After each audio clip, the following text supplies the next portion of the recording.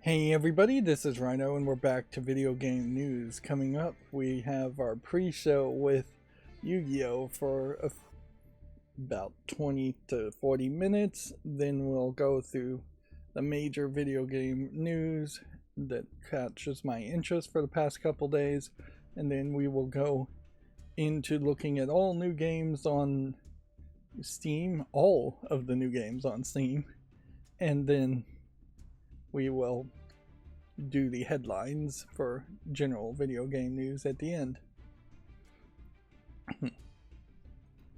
So that was just me introducing an attempt at a coming up intro. Like, inherently, as we do the catch up section here and play Yu-Gi-Oh! I'm getting very, very low watch time averages. I think everybody does that, but I think mine in particular are very low. And so I'm trying to figure out, is there anything you can do? Now, the truth of the matter is it's probably hopeless. With just small numbers of views equals small number of watch times. Any successful content creator needs a rabid fan base that is going to watch their episodes all the way through at least once, if not twice or three times. Which definitely has led to the rise of shorter episodes in general versus what YouTube used to be many years ago, where it was just based on views, and a 2-hour long deep dive would be considered fairly acceptable and very successful. So yeah, I'm going to workshop that coming up section at the beginning of these live streams going forward and see if we can get that. I probably need to script it and repeat the script multiple times before I would memorize it. It is clearly just totally ripped from what more standard TV shows would do. Like news shows in particular would do. But it is also fairly common in YouTube videos too, is that you just have this, what is effectively a waste of time at the beginning to just beg people to stay around long enough to see the rest of it. And there's, in that ad-libbed intro I just said, there's some inaccuracies. All the new games on Steam is not accurate, because obviously we're skipping over adult games. And I can't guarantee I'm going to have my macro work to show me all the new games, or that there's any way to really see all the new games. Speaking of macros, either Firefox or UI Vision, which is what I use to make all of my web browser based, Firefox based macros, have updated, and now it is not working, which totally explains why all of the tabs were out of the correct order before, and totally explains now what's going on. Firefox did update to some point, and it seems like duplicate tabs can now be automatically closed, which would mean one less plugin needed to be used. But with UI Vision broken, that also means any scheduling would have to be done manually, which gives me, I guess, a good excuse to actually schedule some of the videos that probably need more of a manual touch to them as far as pre-recorded footage, instead of having that be automated. But yeah, it is difficult, if not impossible, to install an older version of UI Vision, since it is just a plugin extension through the Firefox extension website. Yeah, and inherently this is an example of a case where it really should have everything set to not update. But yeah, this probably has happened once before too, where an update happens and it's just bad. And that's where the idea of never updating, except for security updates, becomes fairly popular amongst people, people running servers in particular. And the whole idea of an immutable operating system where everything is read-only, except for flat packs, which are sandboxed in their own thing, like SteamOS and the Steam Deck has. That is an intriguing thought, certainly, too, as far as just overall better stability.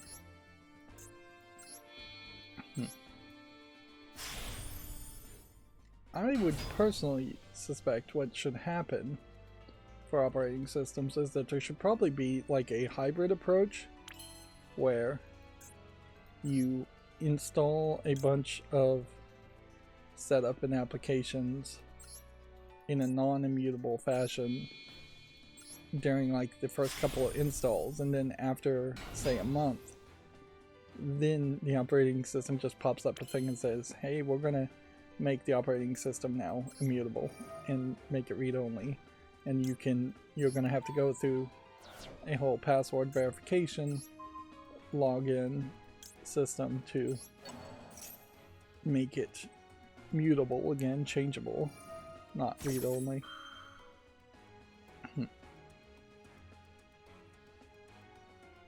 Yeah, and at some level it might just make sense to even not update around security updates, but on rare monthly occurrences. If Linux ever did become the default operating system, it would take, I think, a long time though for it to get anywhere as bad as far as security flaws as Windows has. I mean, we had that whole your computer can be hacked if you don't install this patch through Wi-Fi debacle just a week ago or so.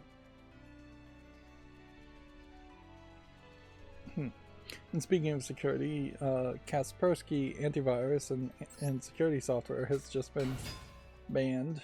I think again, I think it's been banned before due to fears that it is too closely tied to the Kremlin, Russia.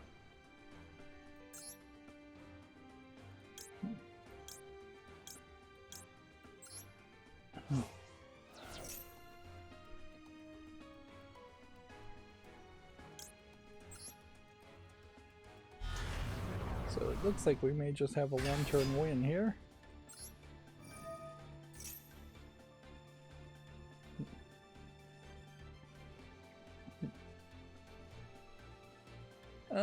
For the catch-up section, I finished the whole Sierra Madre DLC, Casino Heist DLC for Fallout New Vegas, which leaves me almost certainly with just one more episode to just kind of wrap things up.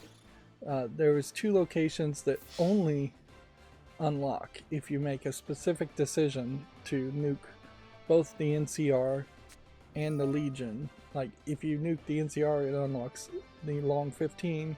If you nuke the Legion, it unlocks Dry Wells.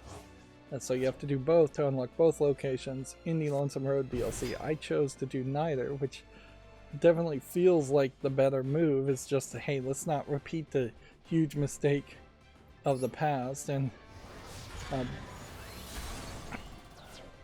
oh, I could have done a lot more here.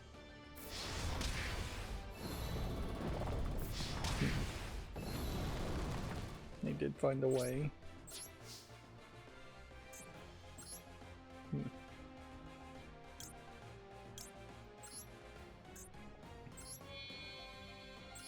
And then otherwise, I imagine there's not enough of other stuff to do with New Vegas.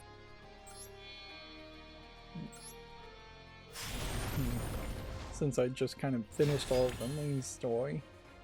Yeah, it definitely doesn't make a lot of sense to do all the DLC at the end, but that's absolutely the situation most of the original people who would have originally purchased New Vegas would have experienced. It's just having no more content at that point.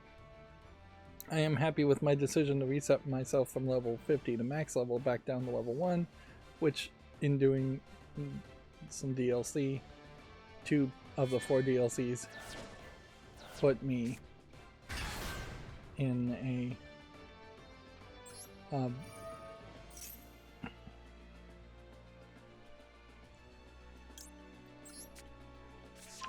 it put me in a nice position at like level 17, level 19. Once you finish the Sierra Madre, it warns you of this. You can never go back. So you have to do all the challenges and all the achievements in that DLC. And once you leave the Sierra Madre vault, you can never go back. And inherently, I'm going to spoil a little bit of the ending of the vault, in that, one, it is not a Vault Tech vault, which would have been the most interesting thing there. But there is a theme of letting go and not being too greedy, which they physically implement in the game, in that they introduce a new item of gold bars in the vault. There are 37 of them, and they weigh, at least with my perks, they weighed 70 pounds each. Now, even in a really good build that has cheated a little bit, I can only carry 290 pounds.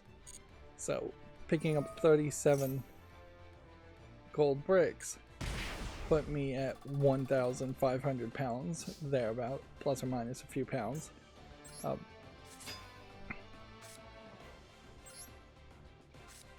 So yeah,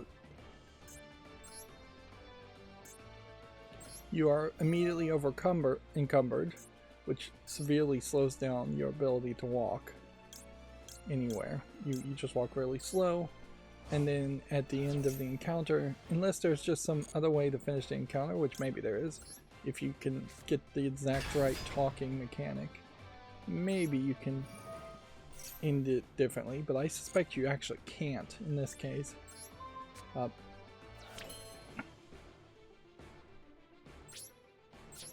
So at the end of the encounter, you have to rush the long way around a map, and you barely have enough time if you're not over encumbered. You definitely don't have enough time if you're over encumbered, so you have to leave most of the gold bricks. I could take 3 without becoming over encumbered. Each of the gold bricks, by the way, worth about, I think it was 1,500 caps, way more than anything else in the game. So there is this theme of not getting greedy and letting go, and they try to mention it over and over again, but for it to physically play out that way, instead of it being really a dialogue choice, which it really should have been, and there should have been warnings to it even more, it's kind of crazy. And all it really ends up doing is that the game autosaves, you die, you try again, you die, you try again, you die. You eventually realize there's just absolutely no way you're going to make it from point A to point B to escape before the facility explodes. Did I mention that? So there's a time limit on it if you're over encumbered, which inherently, if you were over encumbered for some other reason than the gold, that would be very unfair also. Speaking of unfair, I think there is also, in the Sierra Madre DLC, before you even start it, a room to the left of, you see this radio, and when you walk towards the radio it knocks you out and starts the DLC. There's a room slightly before that to the left, and in there I believe there is a holotape recording that you absolutely need to get the best ending, which it definitely feels like the best ending is that you come out happy with your 3 companions that you're forced to align yourself with. 3 new companions. But yeah, I was only able to come out happy with 2 of them.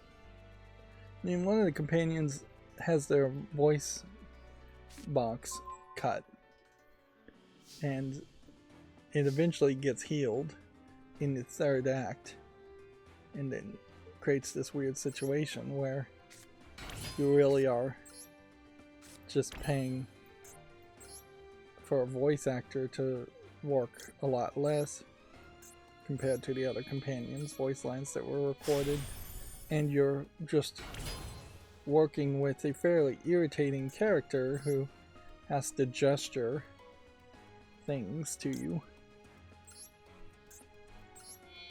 instead of talking, and you get a bunch of subtitles when she spots something or does something.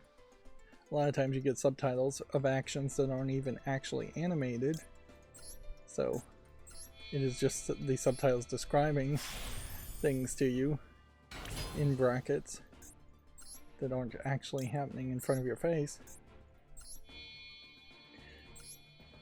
And one of the things I would say about the Sierra Madre DLC, and I don't know if it really is called Sierra Madre DLC, but that's what I'm just going to call it, is that it really highlights why you shouldn't just make a cheap ripoff of Bioshock, because it is totally a cheap ripoff of Bioshock. In my playthrough, I saw nothing that explained this toxic cloud that's throughout all of that DLC and nowhere else in the game, and these ghost-like enemies who are fighting you over and over again and seem to regenerate if you don't chop them up real good or get a critical hit on them.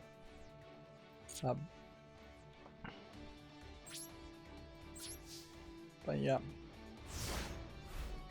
it is just a blatant cheap ripoff also of Bioshock in many other aspects too.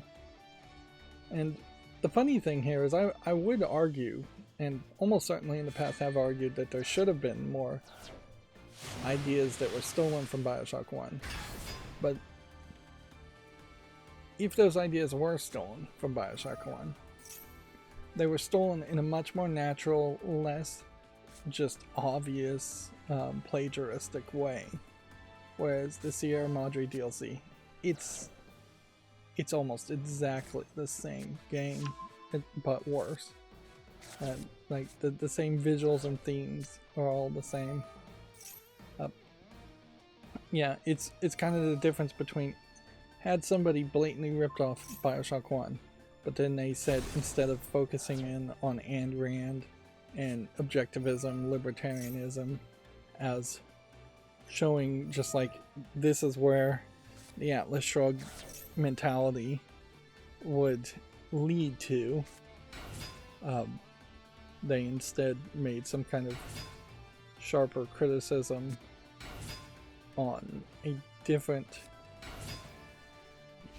economic / governmental style.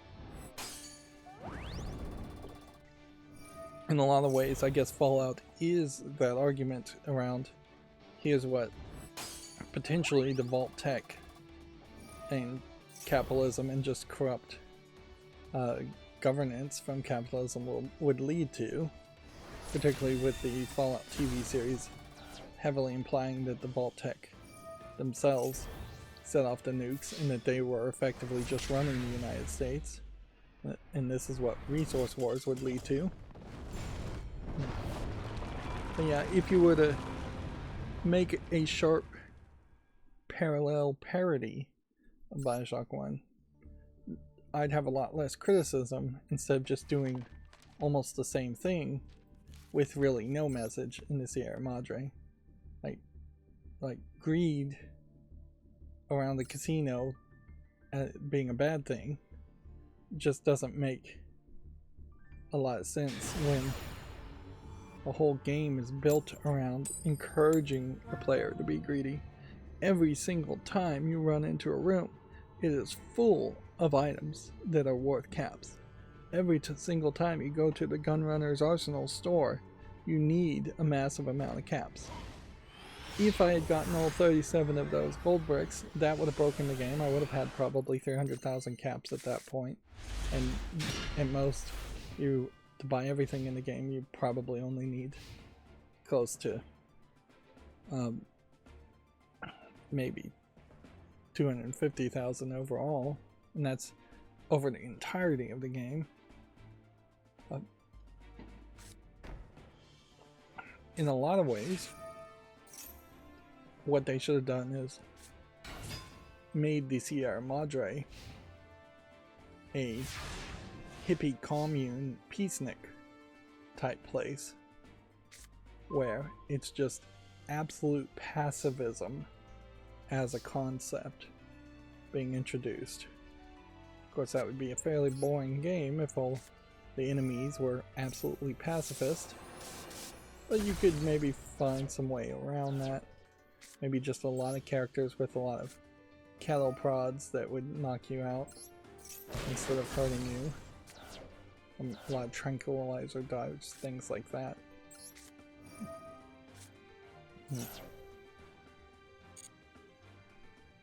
But yeah. Particularly in the Fallout universe where everybody is very much just pro guns and pro violence and racing ahead to the eventual nuclear fallout that Fallout created. A unique DLC area where this is where all the hippies were. This is where all the peace people were. It might make some sense.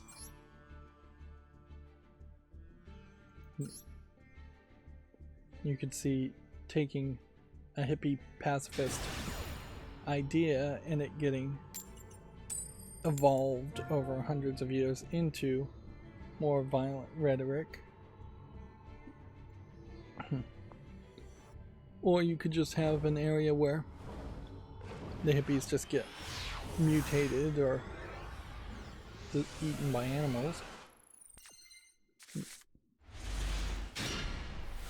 Now, I've said a couple times you can't actually get the 37 gold bricks. There is actually a way to do it. I looked up. It is pretty much a cheat, though. There are these electrical force field walls that come up.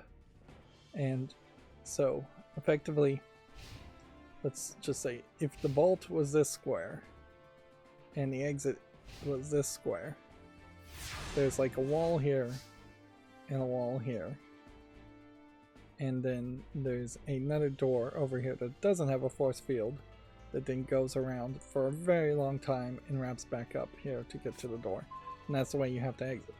But what you can do is take the gold from the vault, stick it against this wall, is how I saw it done, and then just drop the gold bricks, then take a shotgun and just shoot the gold bricks because the items have physics on them and will move halfway through the wall. So the gold bricks could be picked up on either side of the invisible force field in that case.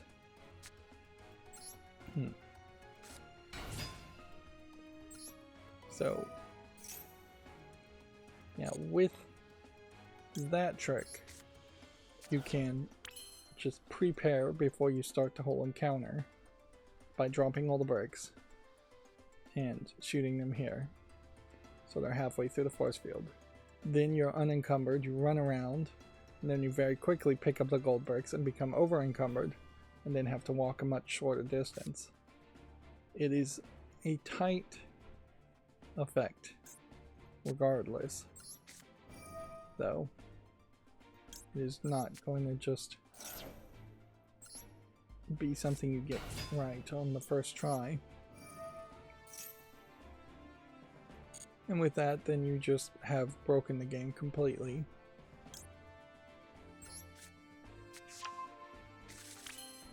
And so, yeah.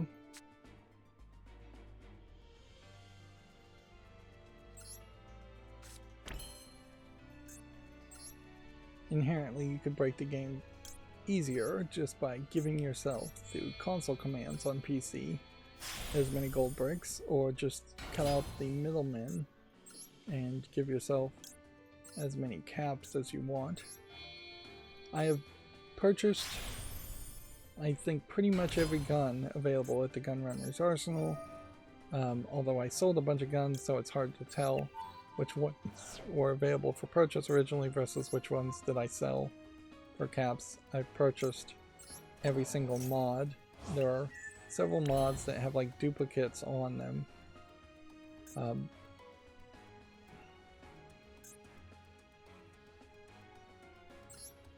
Like you get the same mod twice, which is weird. And then there are several items that if you don't find the Gunrunner's Arsenal version of the items, usually you need the Gunrunner's Arsenal version of the items, you'll just never be able to use the mod. None of it really matters in the long run. That is the important thing to put into this, is that you, regardless of what you do, are going to be so overpowered, and upgrading the vast majority of the items in the game, the guns, will not make them powerful enough to actually want to use them.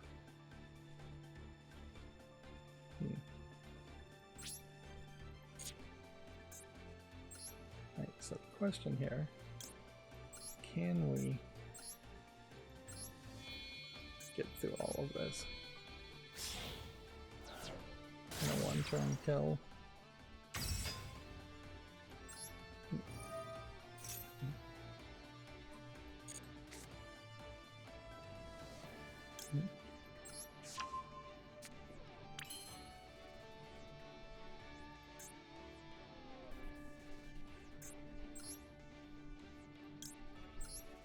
See if this works. Or if this still takes a little bit of work.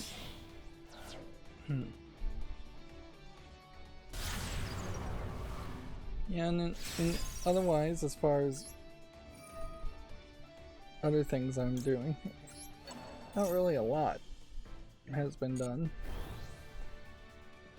My thought of changing how going through the new games and using the middle mouse button to do something slightly different, I think that thought is at least on the back burner and is probably out the window. As far as right now, UI vision being broken, but yeah. I don't think I've really been spending too much time even watching TV. What I've been doing, more than anything, has been staying up way too late, and then like my sleep schedule's just all messed up again. Staying up way too late when I really can't afford to do that at the moment, and then sleeping into the afternoon, very much the summer days, dog days of summer situation. And certainly, like, I woke up at about 11 in the morning today, and then it is just hours and hours and hours of setup to get to the point where I feel good to record. And I didn't do any pre-recording of anything before today's stream, which I should have. I'm playing way too much on my phone still. The New York Times Puzzles is the newest one, but I'm still playing Tinkafuma as an adult mobile phone game and Memento Mori as a non-adult mobile game with 2 accounts on Memento Mori. I'm getting less focused on doing all the dailies for Memento Mori, though. I really wish that those 2 accounts would just merge. Or that there was a way to merge them. Yeah. And both accounts have positive aspects enough to them that I wouldn't want to just get rid of one versus the other.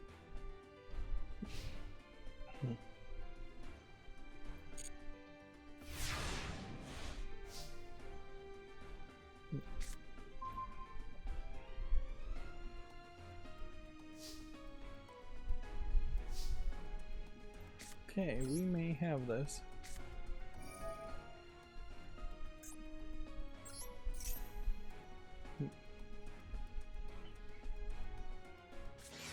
Watched the second to last episode of Akma Game on Amazon Prime, and that really should be a case of not watching that episode, because it is a cliffhanger to be continued with the final episode that is going to be out next Friday, I imagine. That series didn't go in the directions I would have liked it to go. There's less focus on the games and more focus on what would have been a villain arc in like a manga that would have been introduced like much later in the series.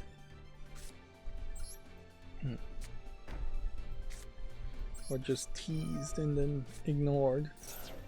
Like, Akma Game is very similar, I suppose, to the animated Yu-Gi-Oh! First cartoon, in that you have the bad guy shown at the very beginning, but then it wastes a lot of time with a whole tournament arc. And see, I'm not even sure. Yeah, the bad guy that they show at the beginning is not even Pegasus. So it takes like a tournament arc or two before you actually are fighting the Blue Eyes White Dragon guy. I forget his name. I want to say Kaiba. Yeah, it's gotta be Kaiba.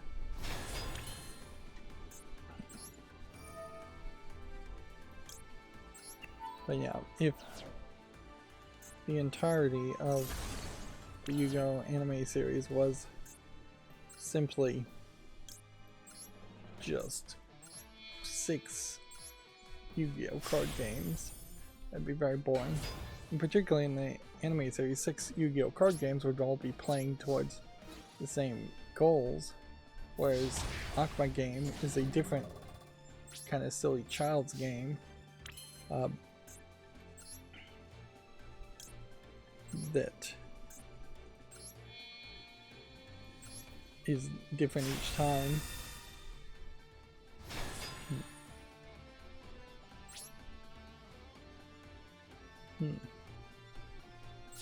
In a funny way, I imagine one way you could have ended Akma Game, and I'll be surprised if this happens, but it could be that the whole thing, all the Akma games, Devil games, are designed to just make people play silly games and respect each other's abilities, or otherwise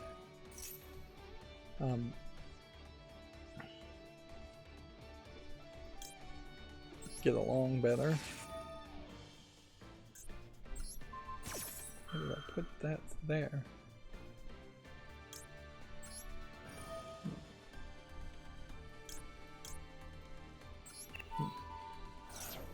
Yeah, that would be the interesting twist, if all of the talk of taking over the world and killing a bunch of people is nothing, and it really is just to get people to play games. Although inherently that is also Squid Game too. Is that a spoiler perhaps for Squid Game, is that there's just somebody somewhere in charge that wants a bunch of people to play old kid games, playground games, things like that, and they've just added kind of a crazy death element to it.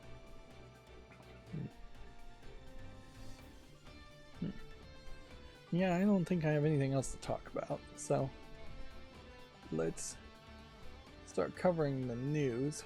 I'll scroll down here.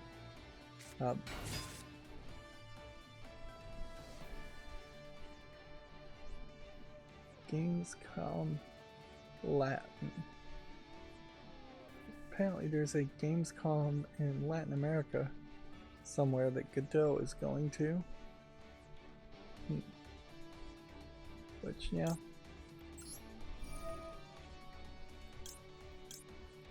do vaguely recall them at some point talking about Gamescom Latin. LATAM is how it's spelled. Almost like platinum.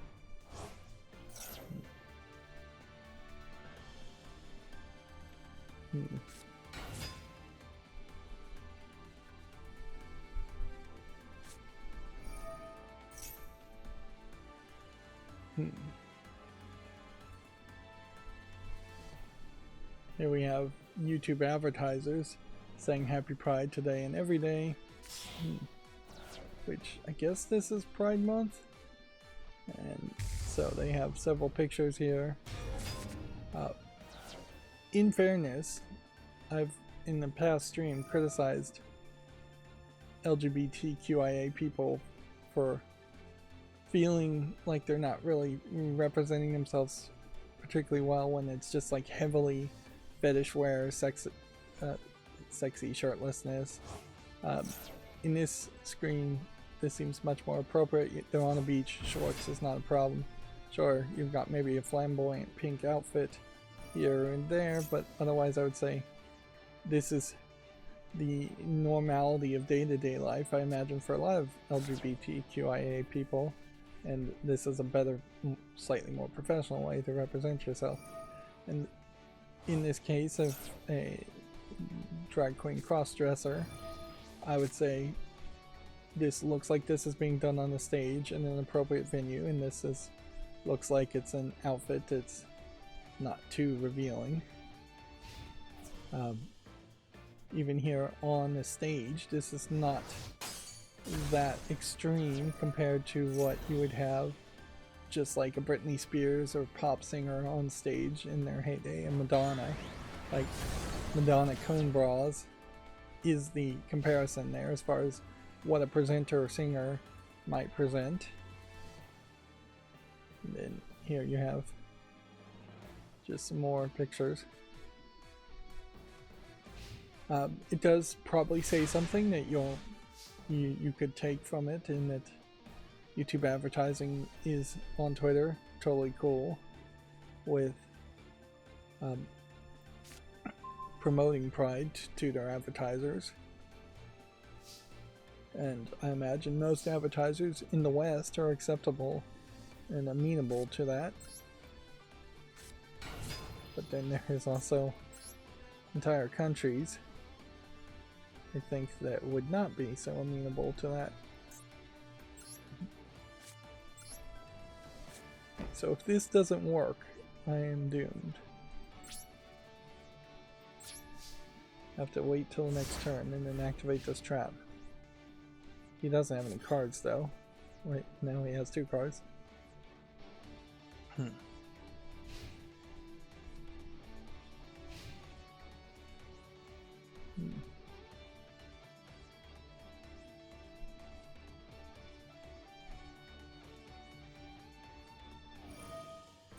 Here we have YouTube advertising just reposting gender equity at Cannes Lions 2024, I guess is what it is. And here you have, again, just what looks like pretty decent representation, very nicely dressed, modestly dressed women. Yeah, nothing extreme or offensive there. At least to Western mentality, sentimentality. Okay. So this isn't gonna work, I don't think.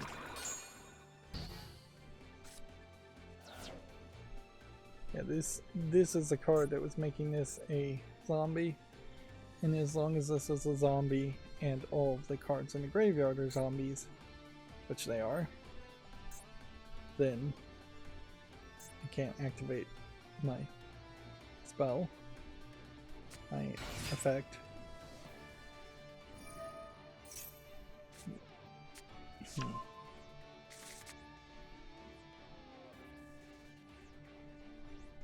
It is crazy though that YouTube advertisers is just doing all of these twists, these posts at the same time. Yeah, we have Black at Cans experience. And again, Seems like that's an appropriate picture or video. Yep.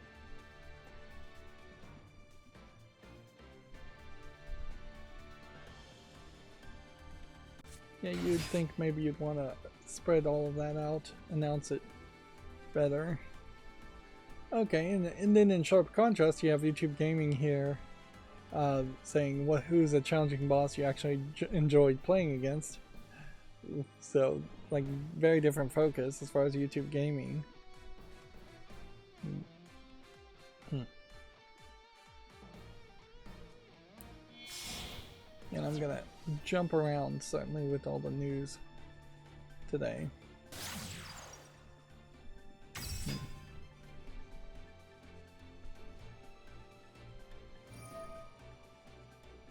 Yeah, there's Duel is selling some limited edition merchandises like plushies, which an open source game or a programming engine mostly for games is kind of weird to get into the merchandise gimmick. Generally, when you see people focusing on merchandise, they're probably spending too much time thinking about merchandise and not enough time thinking about the actual programming.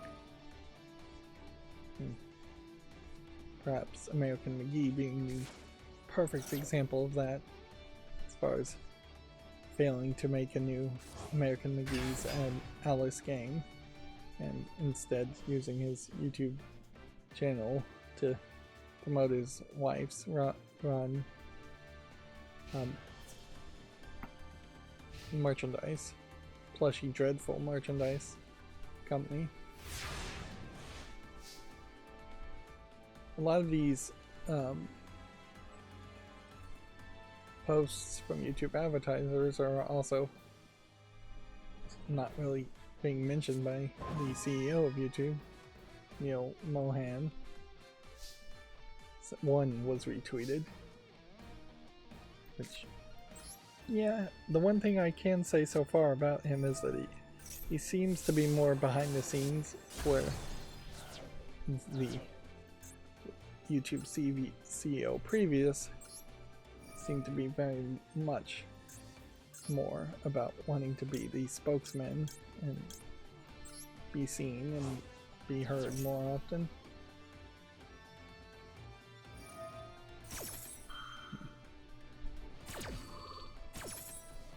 Let's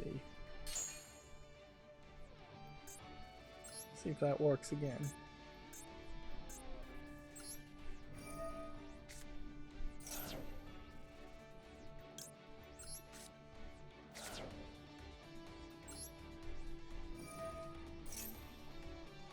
Is it a case that this guy can only stop one effect per turn?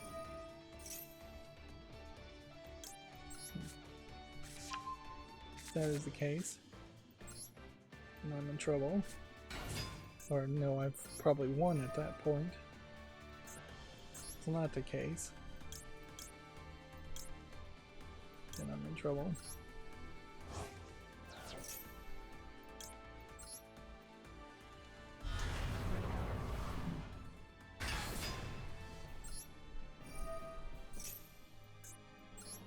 This should be the last game we play for today. Also.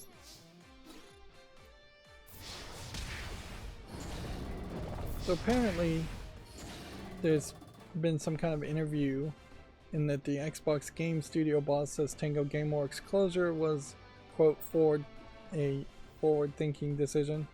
It's also implied that personal changes within Tango influenced the decision makers at Microsoft. Yeah. Personnel is what it says. That's an EL. Yeah, I definitely think that Microsoft made perhaps a flippant decision, but it does seem like this is in line with the way Microsoft has been, and Microsoft probably still is that they only want studios if there's a big name behind it. The myth of the Steven Spielberg-like director in video games, I think runs very deep in the blood of Microsoft management. And so when Tango Gameworks lost that big name, and then it was just kind of a generic Japanese company with generic unnamed Japanese developers, they seem to have lost interest that way. I imagine there's just a lot of other problems that you have to overcome to have a Japanese company when you're a Western company like Microsoft. Just a lot of translation issues and travel issues, and it probably was just not worth it in their minds to do that. Now, I think they're wrong there. I think it makes a lot of sense for there to be more presence of Microsoft in Japan. There really should just be a Microsoft of Japan, the office that does a lot of different things and works to make Xboxes sell more. So inherently, in, let's see, a couple days, probably before Monday, this will be over. So I could keep playing, trying to reach this 200 spot or this 5 spot.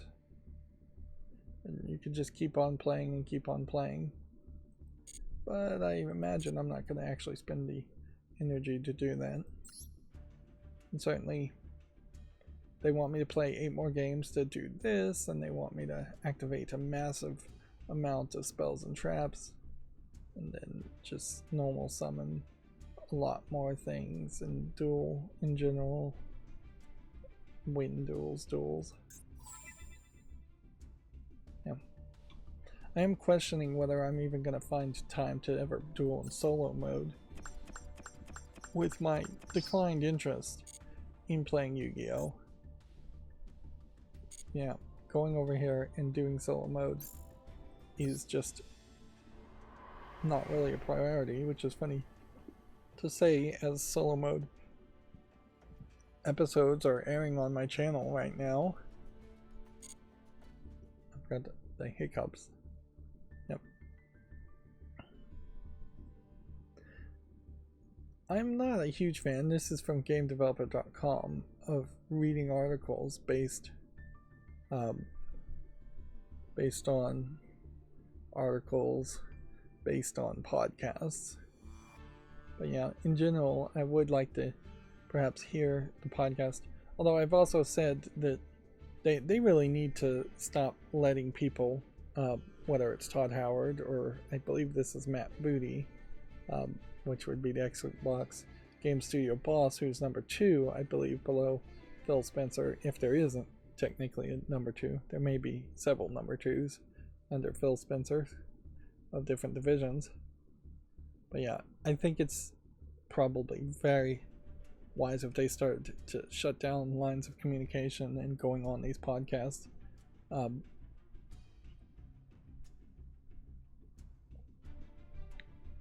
But yeah, particularly with the whole shutdown of Hi-Fi Rush, the developer Tango Works, there's just a lot of animosity that was created there, and it is pretty much just a standard way of doing things that you want to let a game development company languish or look like a failure before shutting them down, and they're just not doing that anymore. Whereas if you told me that Atari in its current form shut down, I don't think anybody would be upset about that, because Atari hasn't made anything new and isn't the actual original Atari anyways. Not 3 or 4 times over. It's been sold and changed hands. And when you look at like THQ Nordic, that's a company too that, while I would like to see the final Darkstalkers game made, I also wouldn't be surprised if it gets shut down after that just because of how long it's taken. But yeah, if a game company has released a game in the past year, in gamers' minds at least, it should be gold, and it should be alive and well for at least another at least 12 months after it originally releases a game. Obviously, that's not the case in the minds of Matt Booty and Microsoft. Here we have Video Games Chronicle touching the same story, saying the implication may have been due to a change of leadership. Is the team the same team that shipped something successfully previously? And that is a very good way of phrasing it, in my opinion, is that the teams really do change quite a bit.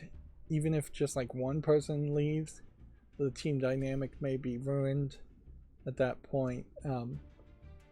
But yeah, also when you have just a different mentality in the team, things change. And we've seen that in a lot of other games that have been developed too, is that it might be the exact same people that were credited for the previous game, and they may just have gotten, 4 years older, 8 years older, 10 years older.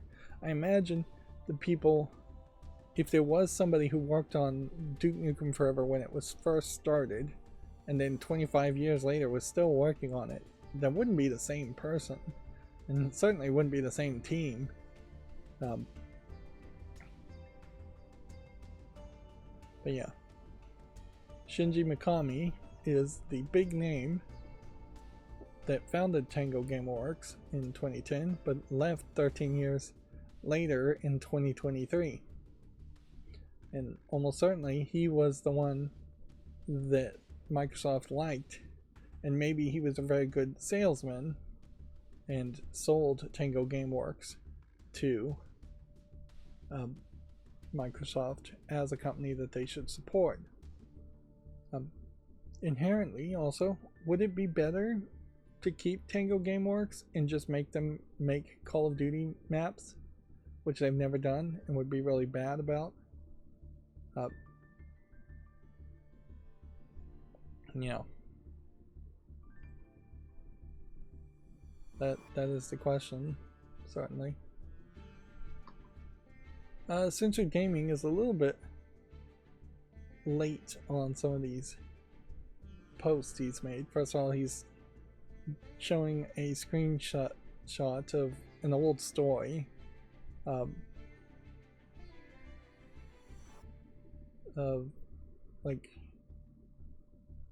how Miyazaki refused to let Disney cut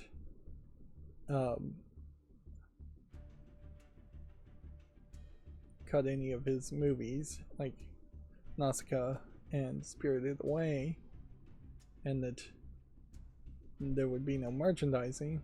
And then this story kind of expands to a different story where Harvey Weinstein, now imprisoned, Harvey Weinstein was in charge of the release of Princess Mononoke, and Miyazaki sent him a samurai sword. Attached to the blade was a stark message: no cuts. Now, this story is not likely fully accurate in a couple of ways, and you don't even have to read further down where he says, actually, my producer did that, although he did go to a meeting with the man and was bombarded with this aggressive attack, all the demands for cuts. He smiles, and he defeated him.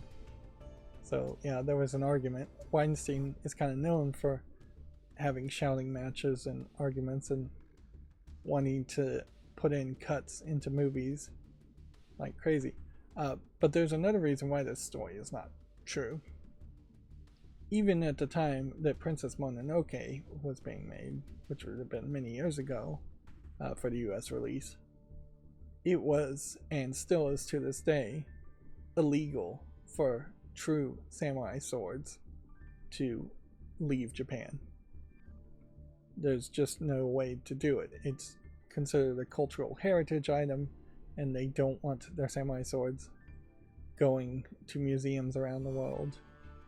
You have to effectively steal or sneak them out of customs.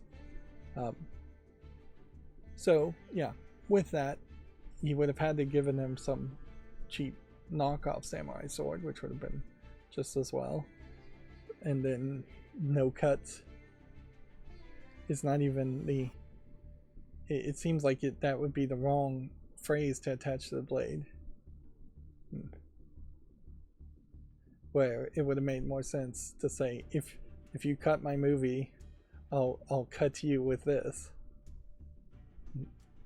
or something like that. But you know, this is kind of an old story. It's a silly story.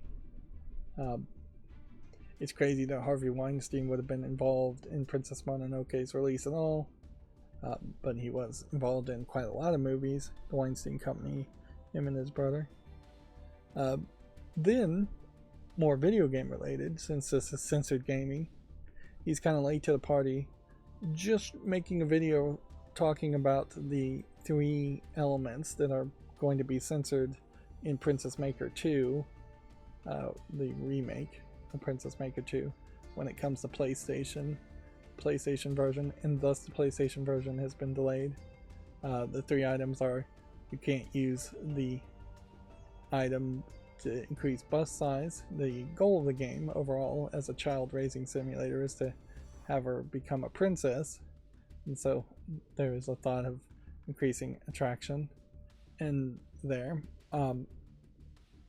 And then 2 endings that are kind of bad endings. In fact, pretty much I'd say at least half of the endings could be considered bad endings, where she ends up just marrying the adoptive father. I believe you're really an adoptive father because you're only raising the kid from age 10 to like 18.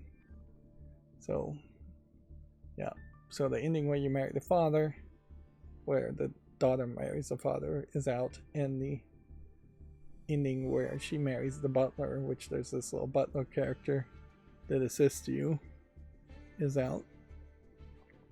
Which, yeah, I don't know why the butler character is specifically out. It seems like the Sony's censorship is really just bending over backwards to have a problem there. I mean, it goes from not even being in a real father figure role when you're a butler. Of course, in real life, it might be fairly creepy if you were raised by somebody since the age of 10, or you had a butler since the age of 10 and then you ended up marrying him, but those things happen, certainly. People want to do that, or have an impulse to do that. And certainly it's also worth pointing out, this is fiction. This isn't a flat 2D cartoon animated game, and if you can't tell slightly odd stories, then that creates a real problem, certainly, as far as most creative expressions.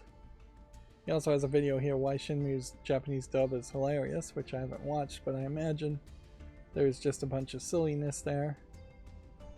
And then those are like the most recent ones from June 19th, and then his last one before that was like May 26th, so he's been fairly quiet. And Stellar Blade is not anything worth mentioning anymore. Speaking of censorship, while it is not video game related, it is still important to just show how much censorship seems to happen still around the world, and Australia is, with the refused classification Twitter, is a good example to see, where 2 horror books, just books, by Matt Shaw have been banned in Australia.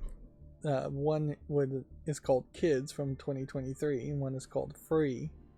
And looking at this, does say warning graphic scenes of torture, although wouldn't that really be descriptions of torture?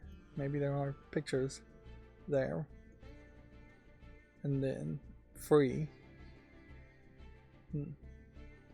What's funny is this is a trilogy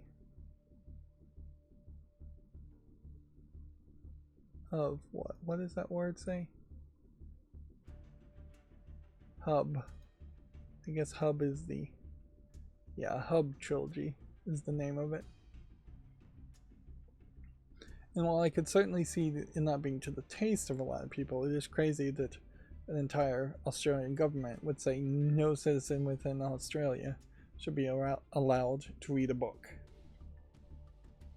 Just some craziness here. Now, the public submissions came and went as far as modernizing Australia's national classification scheme,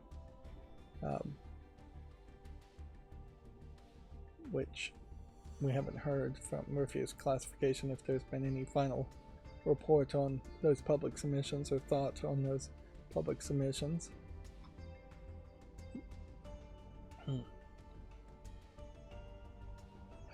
This was retweeted by the CEO of YouTube as far as this, I believe it's Hollywood Insider article where Hot Ones and Good Mythical morning hosts on YouTube shows finally be able to compete for Emmys. It is fairly infuriating. I assume this is the interview lady, but maybe not.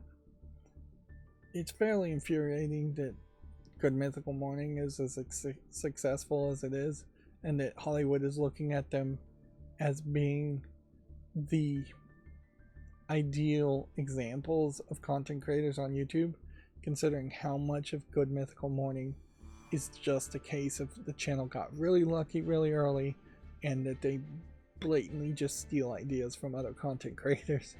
Like every single episode effectively is we took a concept from somebody a long time ago and now we are doing it and we're putting slight variations on it, but like testing out food, doing little mini games, just those kinds of things is very simplistic ideas that they stole from other people, and they just got really good about consistently making content and putting little variations on it and adding their own little bit of creative silliness to it. But also, Good Mythical Morning enjoys a hugely unfair advantage in that their success has let them create a massive infrastructure of people behind the scenes, writers, editors, thumbnail experimenters, animators, whereas no other content creator, new or even somewhat established, can afford to do all that Good Mythical Morning is doing. It's just not a even playing field by any means. So much so that Rhett and Link are approaching an age where they're going to have to start retiring, and they're pretty much just kind of already semi-retired in what they do now, and so they are expanding more and more to a whole new channel in Sport as a website and Good Mythical Kitchen as a comparison. And the similar sentiments certainly exist as far as Hot Ones. Hot Ones is taking an interesting idea. I'll give them full credit as far as just having them eat hot chicken wings, and then interviewing with 10 questions. But it's really not doing anything that amazing, though. It's just like having a team of writers to write 10 softball questions while having people eat chicken wings, whereas other content creators would have just made a hot sauce challenge video once. They're doing it over and over again. And I also have heard people make the suspicion that they're not even doing the hot sauce legitimately, that they've watered it down in some way. And certainly this also speaks to who is Hollywood Insider, Hollywood Reporter. I guess this is HollywoodReporter.com. who they're deciding to talk to as far as YouTube content creators. Whereas if I was going to think about who should get an Emmy on YouTube, I definitely wouldn't say Good Mythical Morning and Hot Ones. I don't think they deserve Emmys, even if this was the equivalent of daytime Emmys. I would think the deeper dive content creators would deserve it. People were putting their whole heart and soul into creating something that is really a creative endeavor. Whereas I'd say Hot Ones and Good Mythical Morning, not really creative there. Not really creative at all, in my opinion.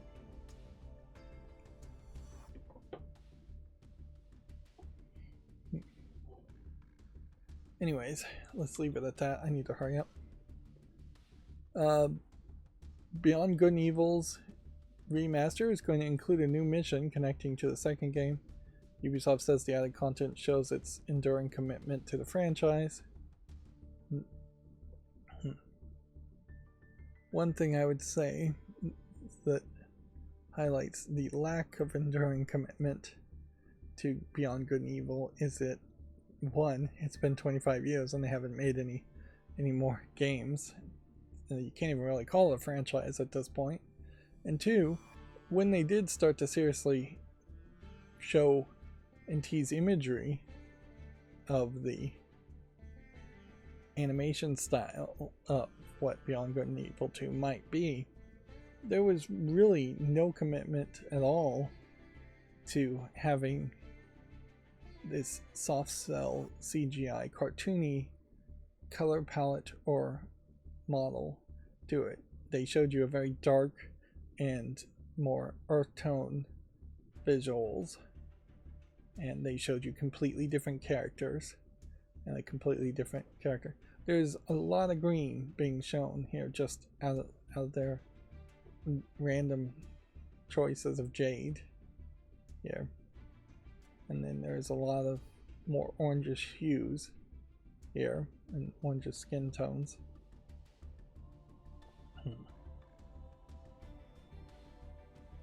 Yeah, and there's still a question as far as just whether the Beyond Good and Evil Netflix is really going on.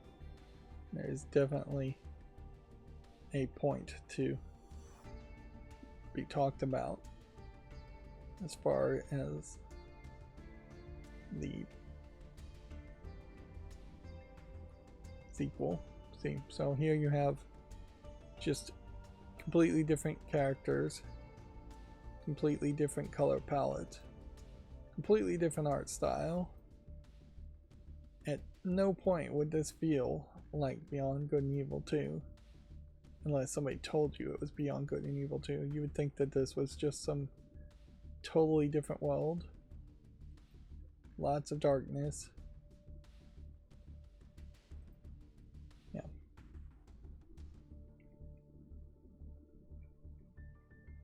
This is a really old article that the Video Games Chronicle is linking to. But yeah.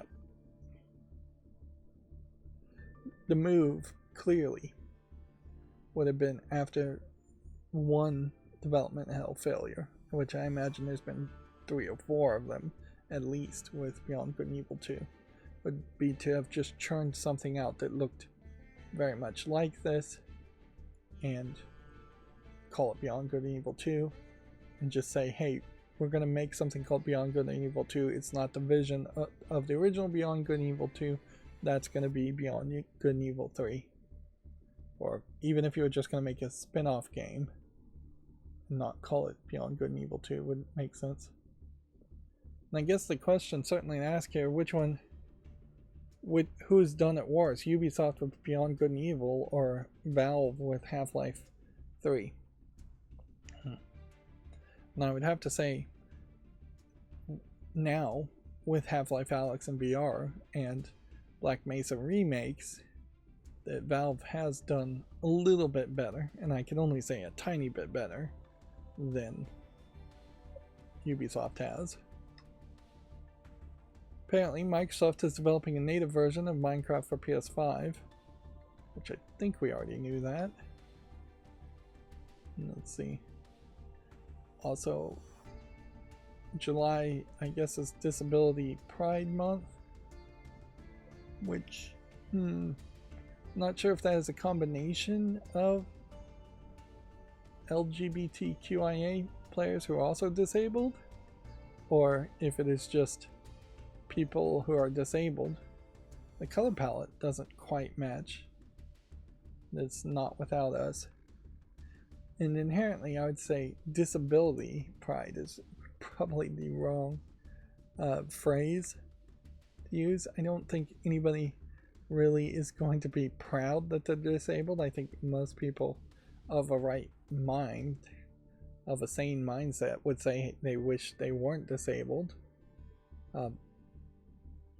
Yeah. You would probably want to call it something more like Overcoming Disability Month. Or Overcoming Disabilities Pride Month, something like that. Maybe just not have pride in the name for every single month, too. But yeah.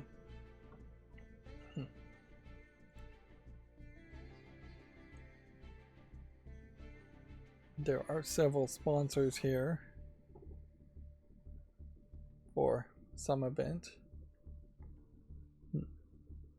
And this highlights an issue, certainly, too, with like where Microsoft needs to start cracking down on things here, too. Like where Bethesda is owned by Xbox, so why not just have Xbox?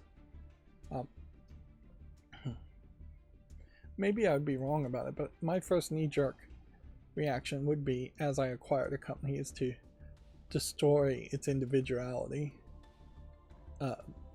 in its actions. At least we'd use Bethesda as an advertisement thing, but I wouldn't really have a team that is formed in Bethesda to sponsor a disability event and have a redundant team inside of Microsoft and Xbox doing the same thing. I would say these two teams need to work together, and they will be under the Xbox title.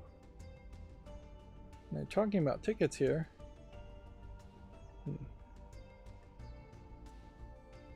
But what's the actual event? They're doing a real poor job of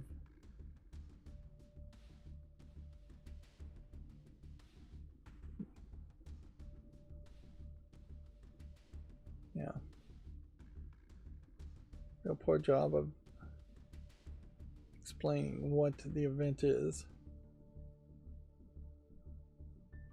Is it just called Not Without Us? I guess maybe it is. Maybe this is the only event they do. But yeah, I would think Not Without Us is a decent name. This was a UK, London-based organization, according to Twitter. But yeah. Overcoming disability, or living with disability.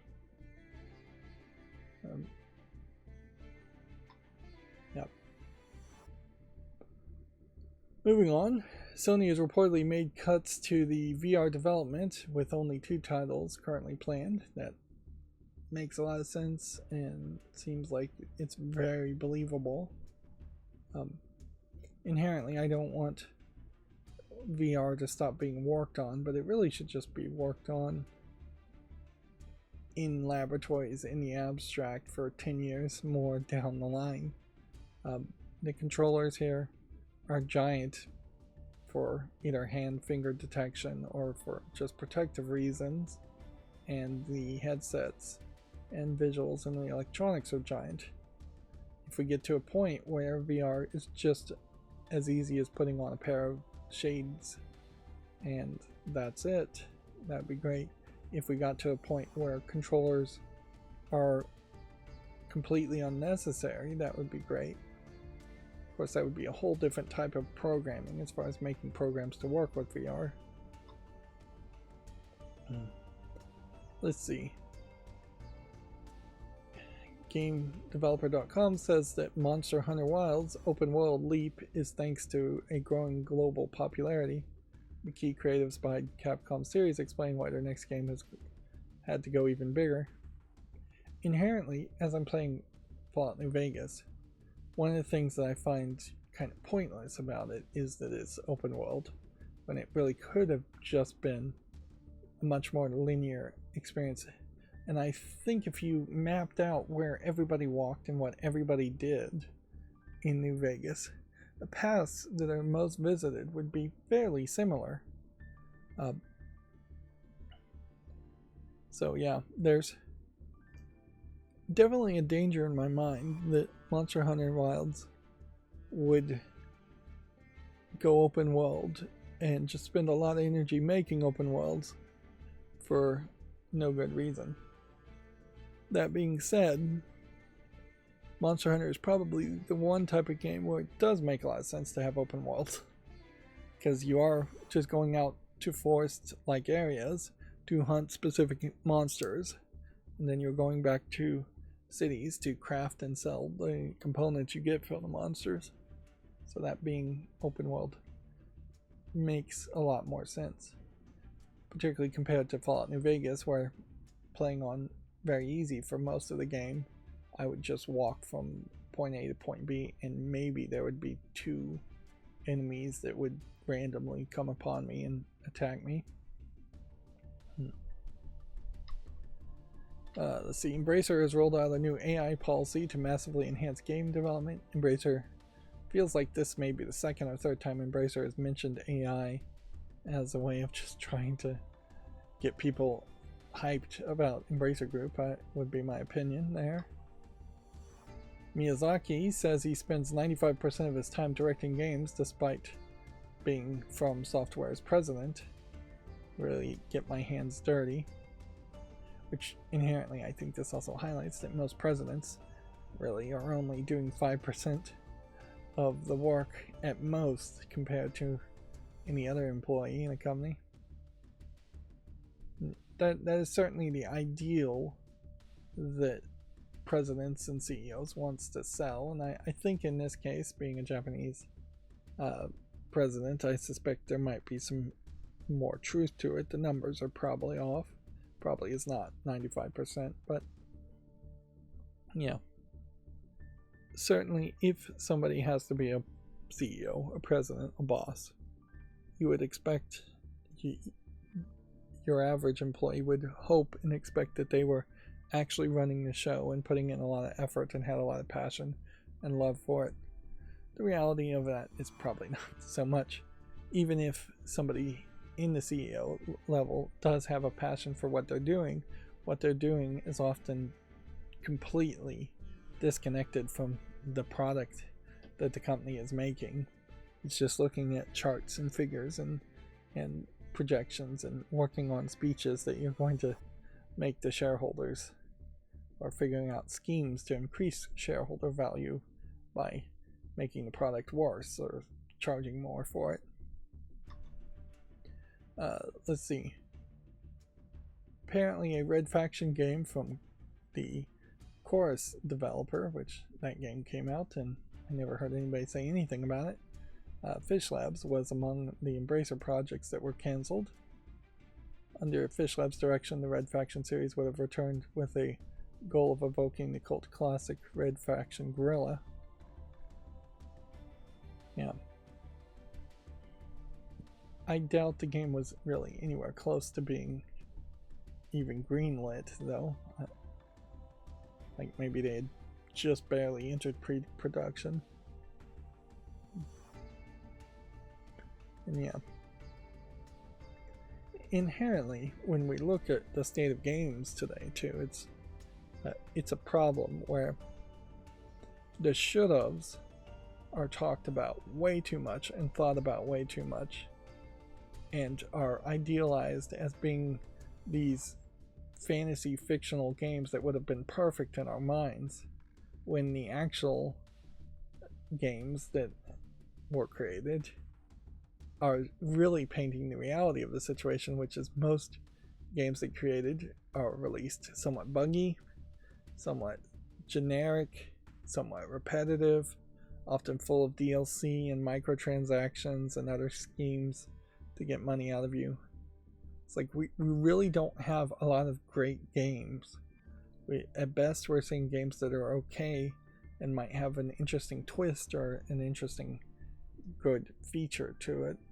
But yeah, we're not anywhere close to even making the argument that there's no such thing as a perfect game. We're getting closer and closer to the argument that there's now no such thing as a AAA good game, or really, just because so much is shoved into it, there's not enough focus on any one thing to polish it.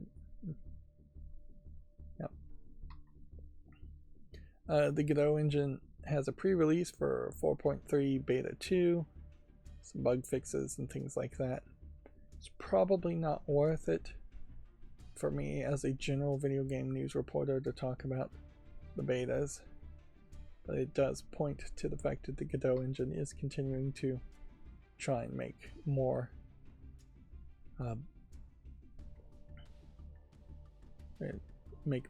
updates as fast as possible.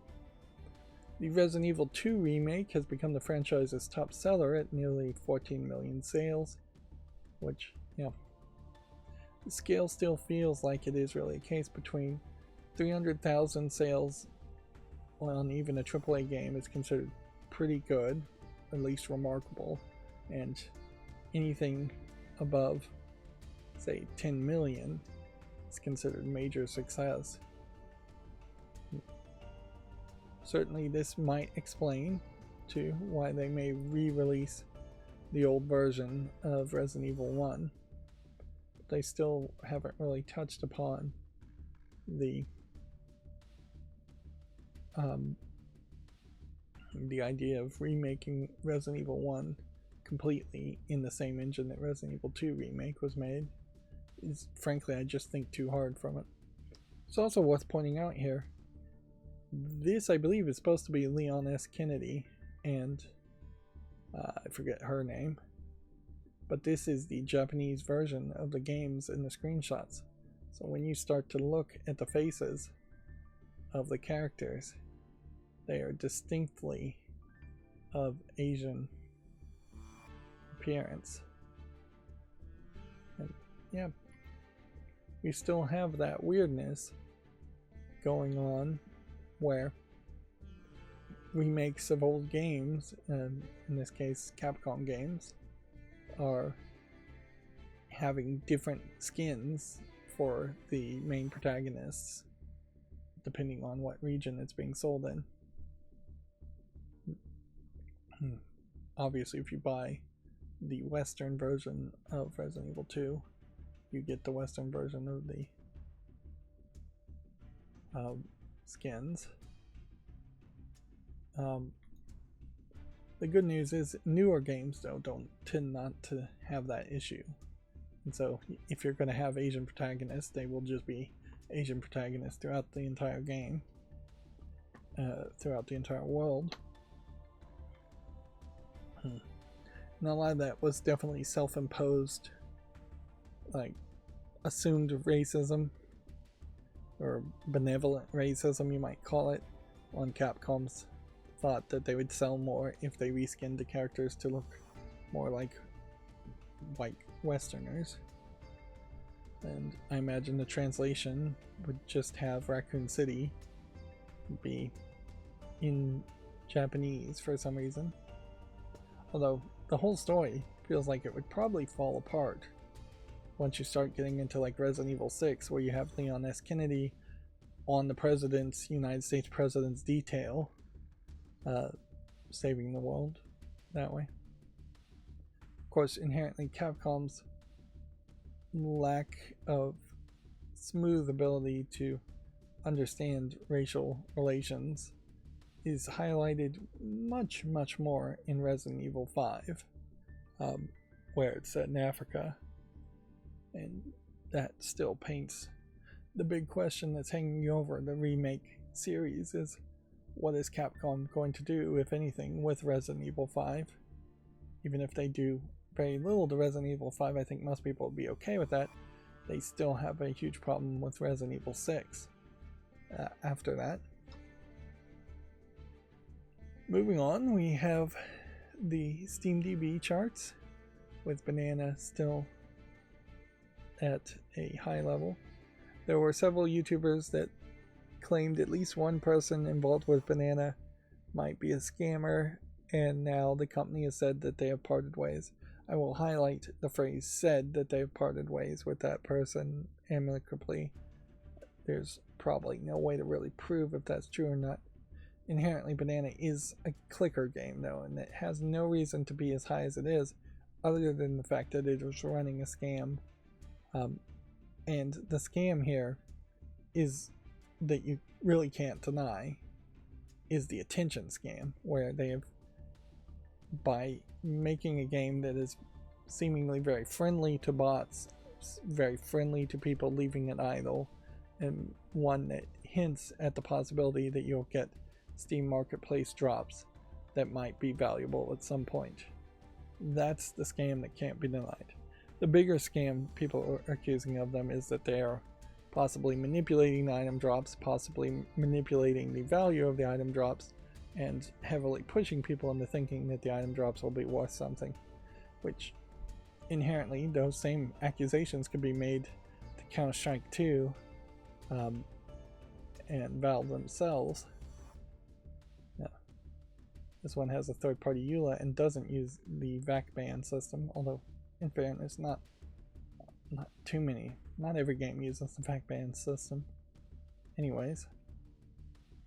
And here we have a game called Cats, which is just cloned Banana. And here we can see how the charts are just getting now flooded with garbage clones of the same game.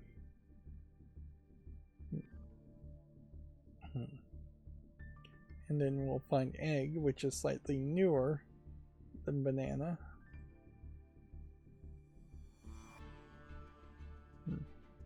Yeah, this is very quickly going to become a crisis as far as just the top most played games being used to just fill the list with garbage things.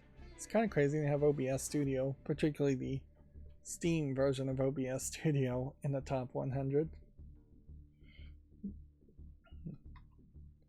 The International Game Developers Association posted something here that I feel like was a little bit weird, in that they're talking about World Refugee Day and the International Rescue Committee, which, yeah, I don't see how that really connects to video games, but I can also see a thought there that nobody's going to really complain about refugees in general. People are only going to complain about refugees specific and near them that directly affect them.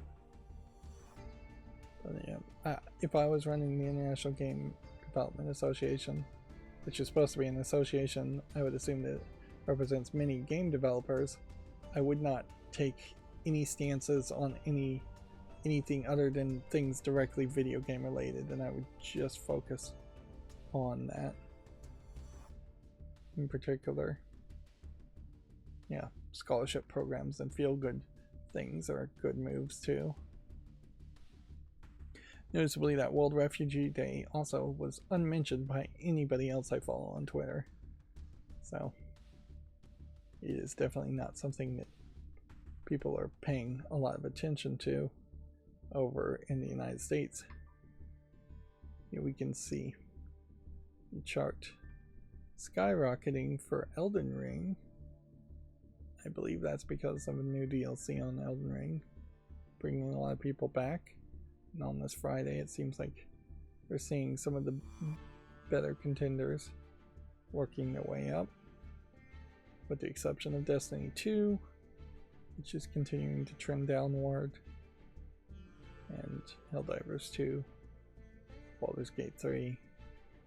There was a whole Helldivers 2 survey or something where it was either accept a in-game item or donate to a real-world charity, and they chose to donate to the real-world charity because they hated the in-game item so much. Yeah, banana here is skyrocketed to the top of the list, and will just stay there. It's going to be really weird when the end of the year talk here is going to be around games like Palworld just shooting up and then crashing down, and games like Helldivers shooting up and crashing down. And then scam games like, or at least allegedly scam games like Banana. I guess I should say allegedly. Here you can see Elden Ring has been up and down and then skyrocketed up. And inherently, maybe at the end of the year, the whole conversation really should just be ignore the first 6 months of a year because none of it matters. It's just not going to be the same games being talked about. Still don't have anything new on Steam other than a Team 17 sale, which I only think of Team 17 as the Worms company, but clearly they have several other things. Is this game Tevi? I'm gonna open that and check that out. Dragon Age franchise sale. It's been a while since I've seen this game. I guess people are still playing it. I did see that Back 4 Blood put a bunch of changes and updates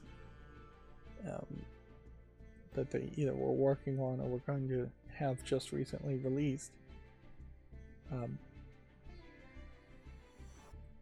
And yeah, specifically on Steam, any of the hype around the Nintendo Direct just wouldn't really connect because there's just none of those Nintendo games, or very little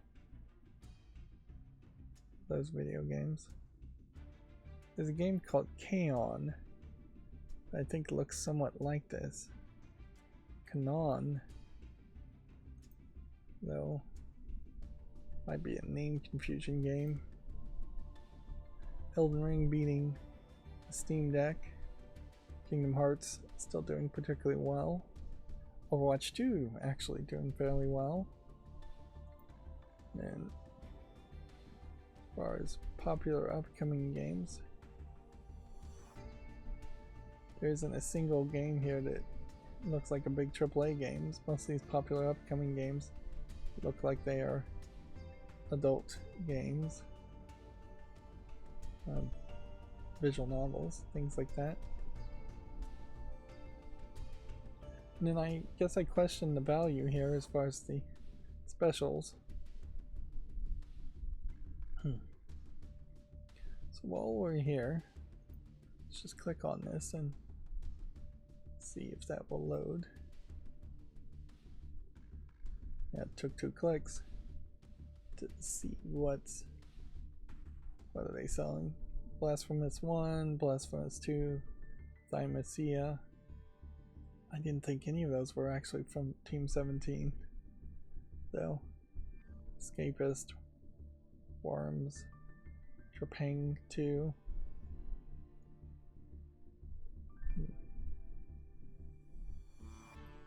Let's check that one out. Ship of Fools.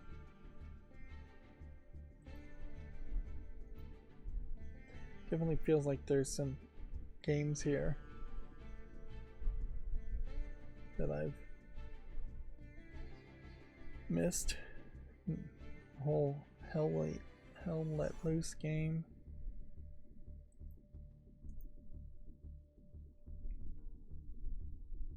Dredge.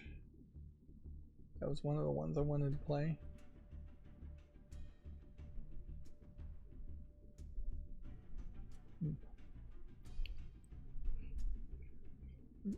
And I guess that's pretty much all they have. Conscript. It's one they were talking about. Still really trying to figure out what the next game I should play even is.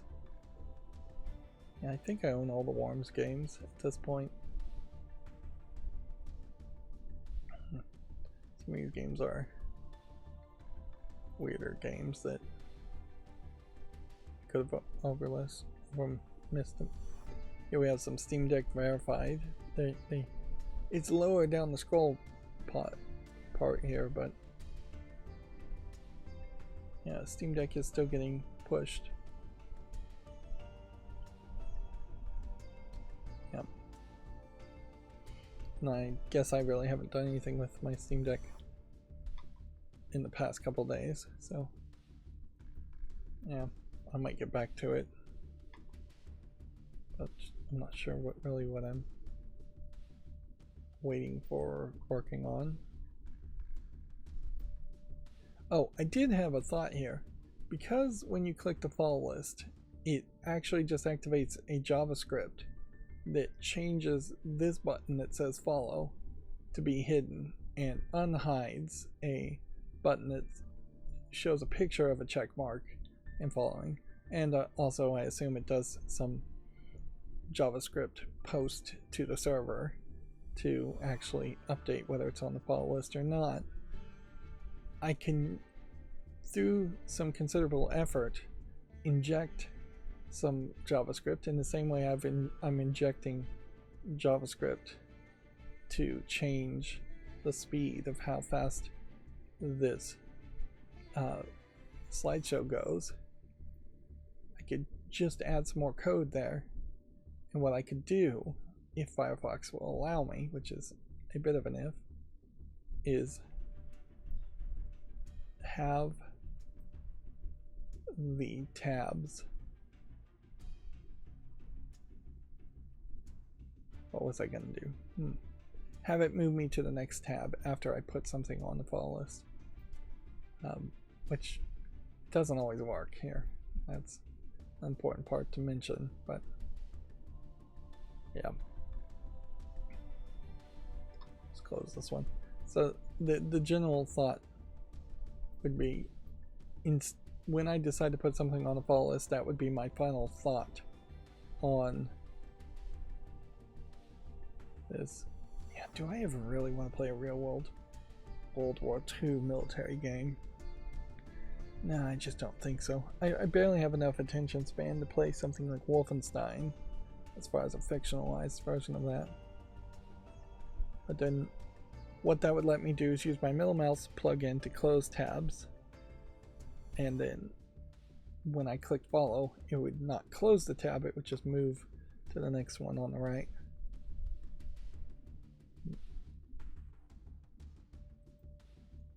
There is also a level, certainly, of relevancy I have to consider around games like this, where it has only 150 reviews, but it's been out for 2 years. That something like Batoria Lost Haven only would make sense if I just loved to play these kinds of games and had a whole bunch of time to play these kinds of games. Whereas some of these others definitely.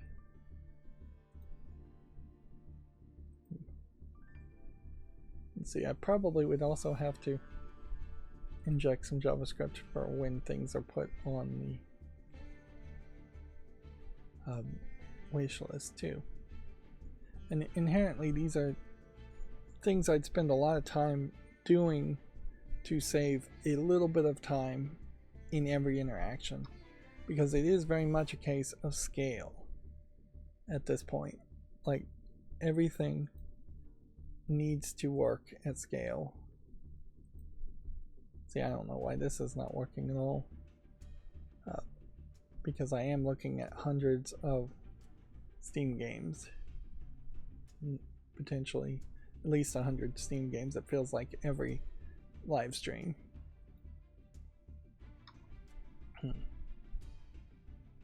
So yeah, we're kind of all over the place as far as headlines go.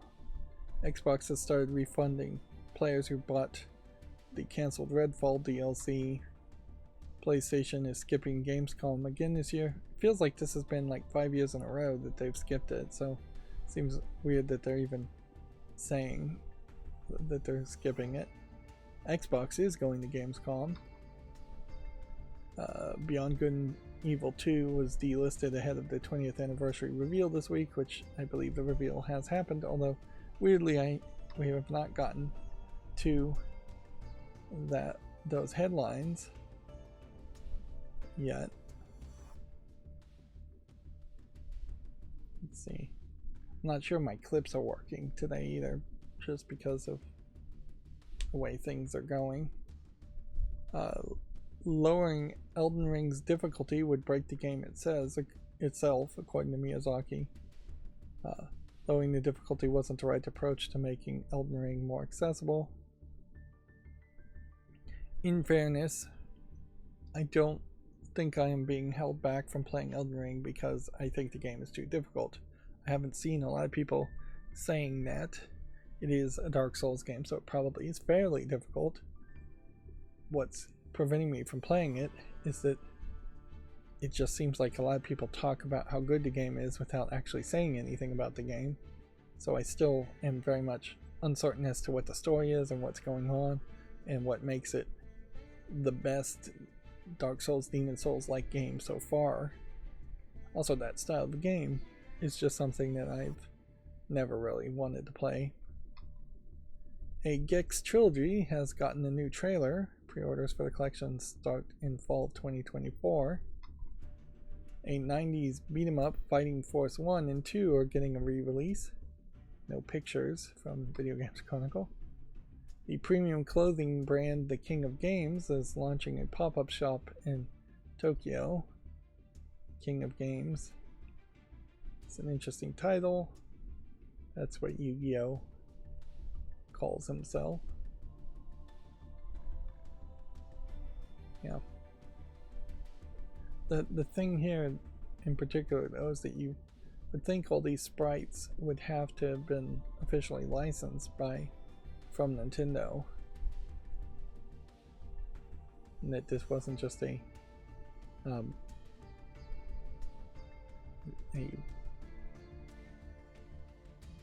fly-by-night clothing brand.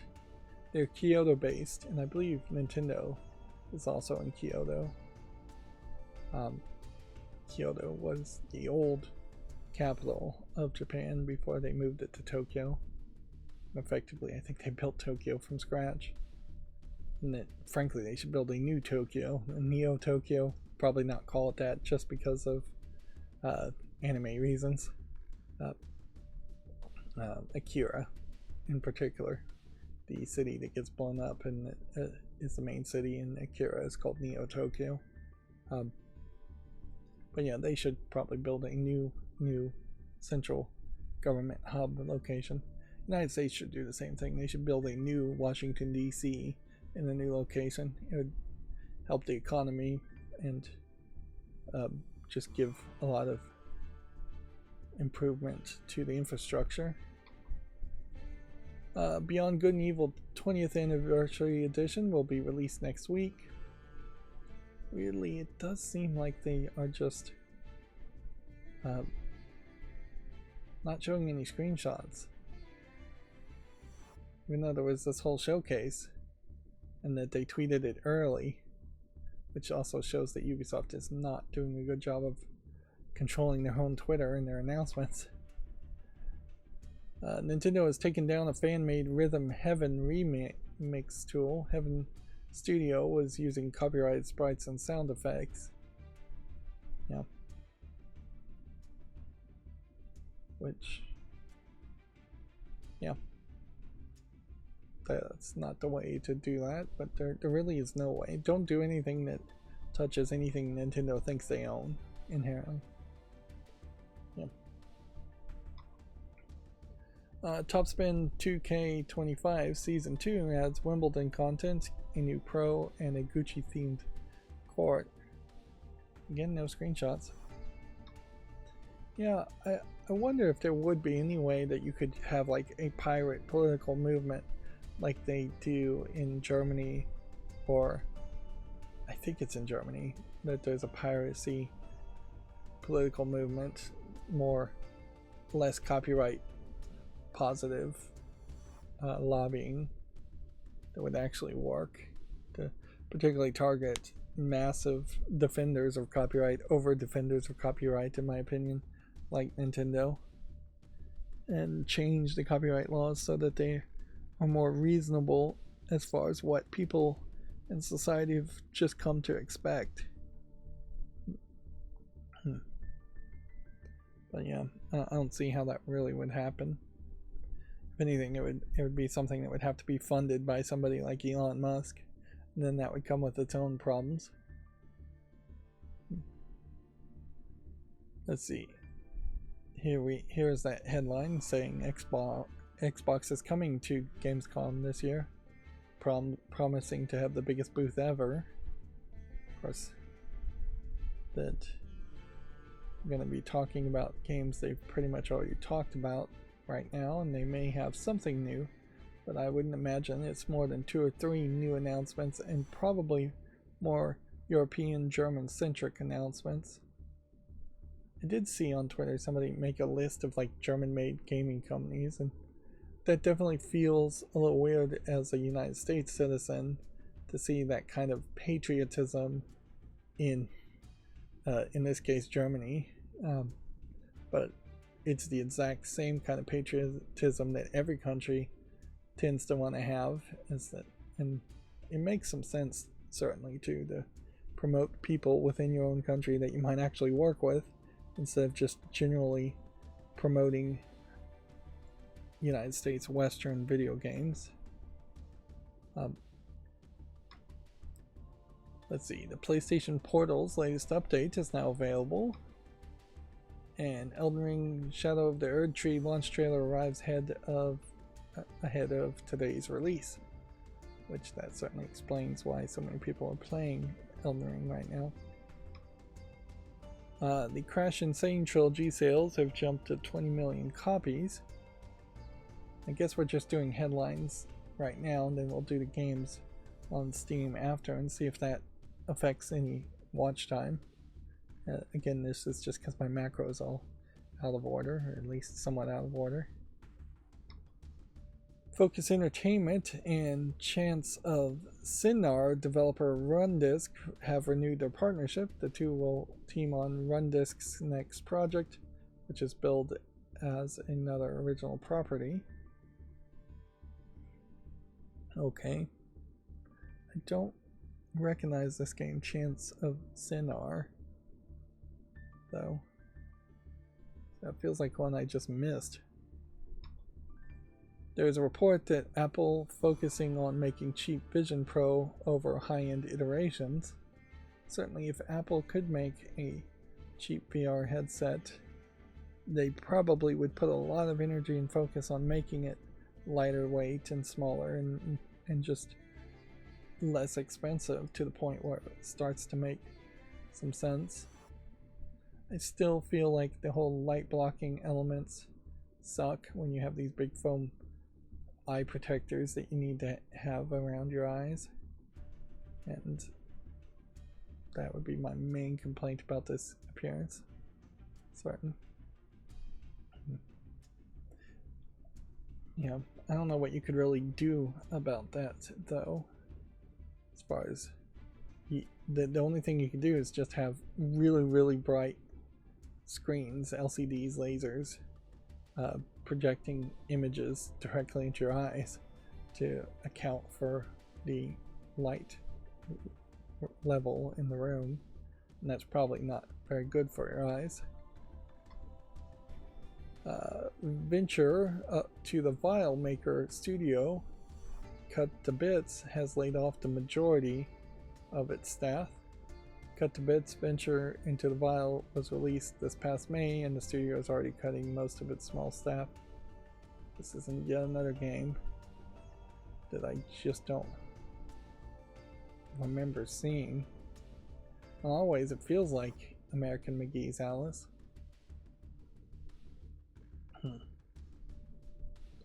Yeah. And this highlights a real problem even with me going over the Steam releases with a fine-tooth comb, I am still having problems remembering games, and game publishers are having problems getting games put in front of people's eyes, even when there's just no competition at all. If this was released the past May, does that mean last month, or does that mean even a year and a month ago? It probably means no, last month. That's ridiculous. Now, inherently, also a big part about this is just the way games are funded, and the publishing model is broken and has been broken for a long time, and it's finally just completely collapsing. If game development was done like most other projects, or like how most people would do other projects, you wouldn't have publishers and investors and all of that. You would save up your money and pay for it as you develop it out of pocket, or you would do enough funding to have a budget and get a loan and have it be developed that way. Whereas publishers are worse effectively now, it seems, than banks are, in that publishers, yes, will loan money to developers to develop games, but the money fluctuates. What you have to do to be made whole from paying off that loan fluctuates. And unlike banks, publishers will often not give you a second loan even if you've paid off the loan or are on the way to paying off the first loan, just because you're not paying off the loan fast enough. In this case, that would be the equivalent of a game selling well but not selling well enough that the publisher would want to do it. And inherently, the publishers are probably getting all of their money from a regular bank and a loan, so publishers are not offering a better offering there, at least on the financials. Maybe the argument is the publishers know what they do when advertising games, but can you really believe that to be the case when a game like Venture to the Vile is totally foreign to me a month after it was released? Yeah, that is a real question to certainly contemplate. And I assume there is a publisher here. It may just be a case that they self-published, which that too is not working. And this is where Valve and Steam really need to earn their 30% commission on all sales, is that they need to improve their algorithm drastically to put more games in front of people who actually would like to play those games. Let's see. BAFTA has opened submissions and tweaks the criteria for the 2025 Game Awards. Voting changes and eligibility tweaks will impact some categories. There's a whole article here on GameDeveloper.com if you want to check it out, but I think it would probably be wiser to just assume that it's not important information, and we'll get these submissions of nominees in just a matter of weeks, maybe a month or two. We're not at the end of the show yet. Meta is laying off workers within Reality Labs division. Amazon Luna adds games from Good Old Games and launches in 3 more countries. Alright. So the question here is, where are we? I have a lot of Gematsu articles.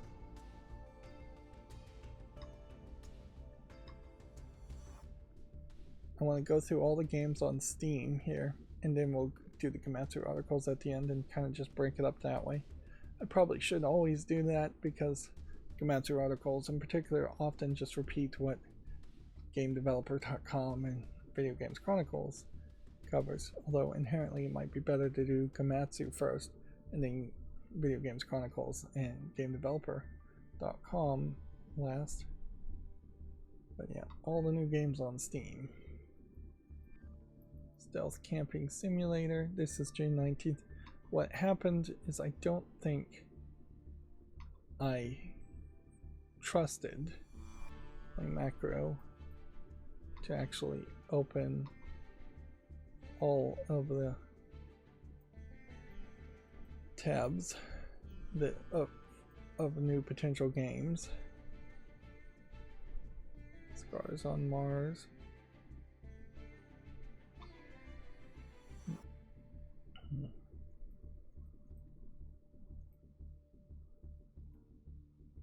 Yeah. We have an extra problem here. None of this wants to work.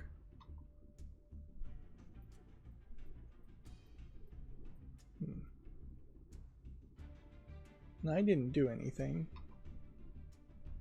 Yeah, let me just think about that for a second. Sauna of the Dead. That's a funny Survivors parody. But yeah, I don't think I'd actually promote it. Yeah. There is, I guess, maybe an argument to be made where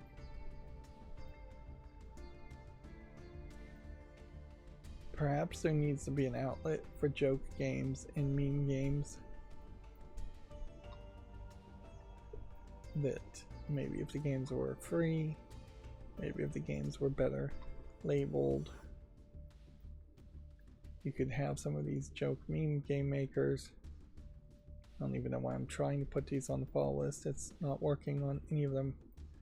My fear is I'm gonna have to come back and put everything on the follow list a second time. Yeah. I have no idea what's going on with that in particular. This really should just be working.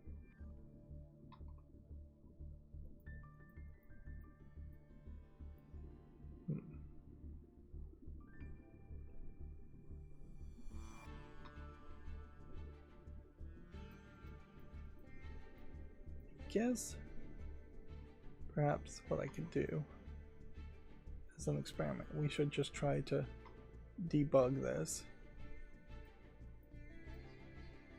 You see, this is kind of an example of a game I wouldn't really want to put on the follow list, but I would make a YouTube short around it, which breaks the idea of what I was going to do originally, which would have forced me to put everything on the follow list.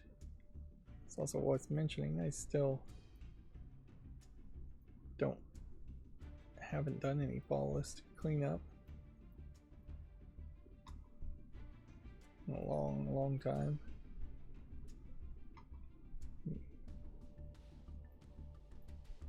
Okay, so what I was thinking is I'll just turn off uBlock Origin as a plugin. I'm not signed in. Okay. So let's see what we can do here to address that and see how quickly that fixes it. Well, apparently that fixed it really nicely.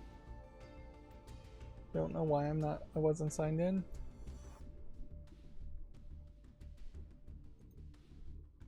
All of a sudden it works. So I have to retract that I didn't do anything. I did do something. I did something years ago, which was make uBlock Origin visually change how Steam looks, getting rid of the top banner bar, which would have shown me immediately with whether I was signed in or not. Inherently, that does mean I was signed in at the beginning of the stream and something weird happened that got me signed out. I will say Steam is not bad in that aspect as far as signing you out of their website all the time. There definitely are some websites that are really bad on that aspect.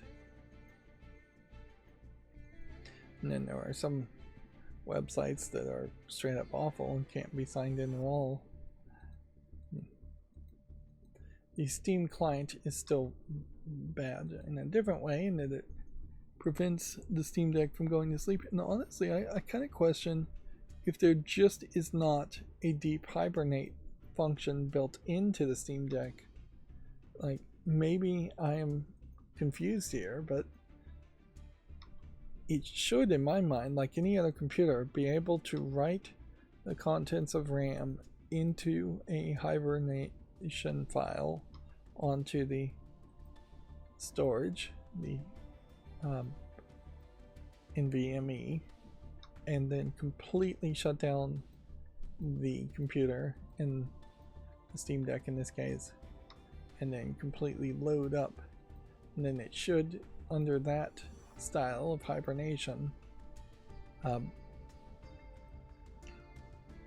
take a minute or two to awaken when it's gone into that deep sleep. That hibernation. Or actually, there's another state that is deep sleep. But yeah, I'm not really seeing it do that. I'm seeing it go into a deep sleep and a sleep mode. But the deep sleep and sleep mode still uses the battery.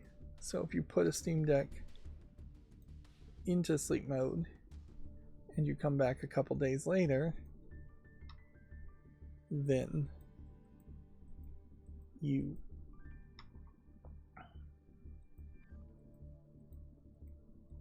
find it is completely dead. Which I guess, in fairness, cell phones are also like that. Although you tend not to ever let your phone be unused that long.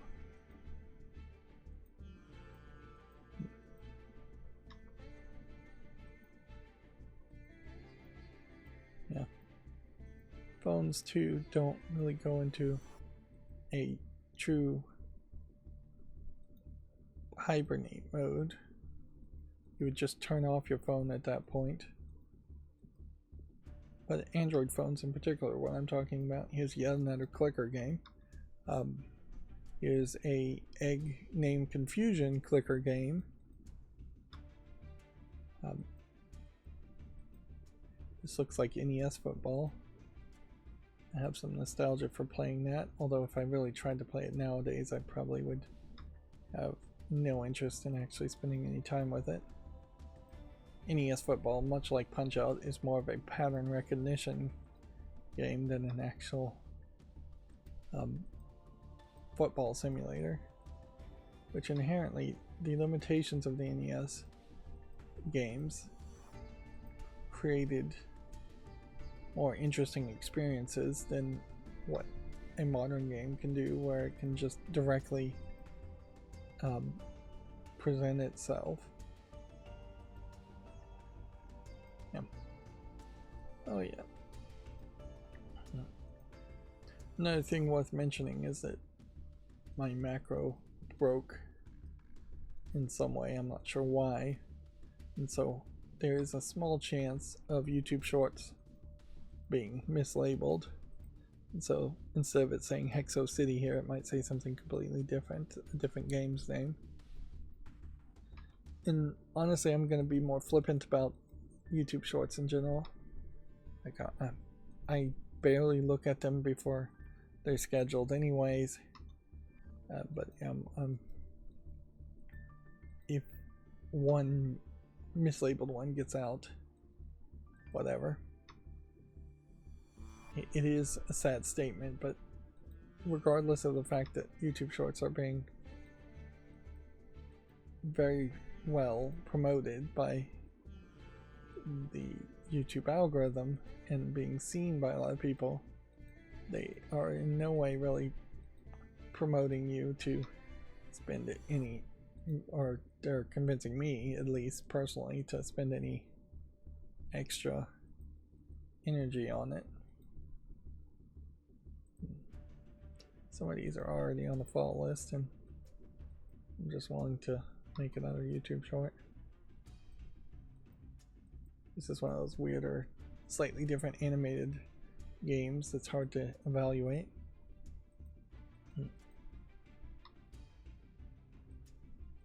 Yeah.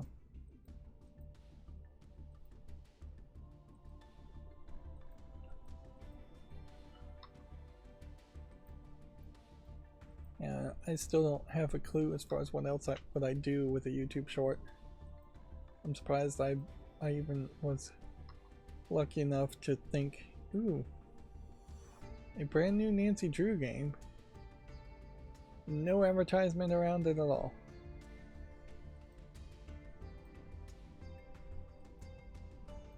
It looks brand new, at least. Could have been like this as an iPad game or something that's just been ported to PC.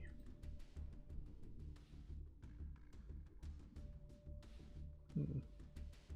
20 plus hours of gameplay. I was gonna play all the Nancy Drew games, and I got a couple of them, and then lost momentum covering the first few of them that are actually the different style of games and not really that good.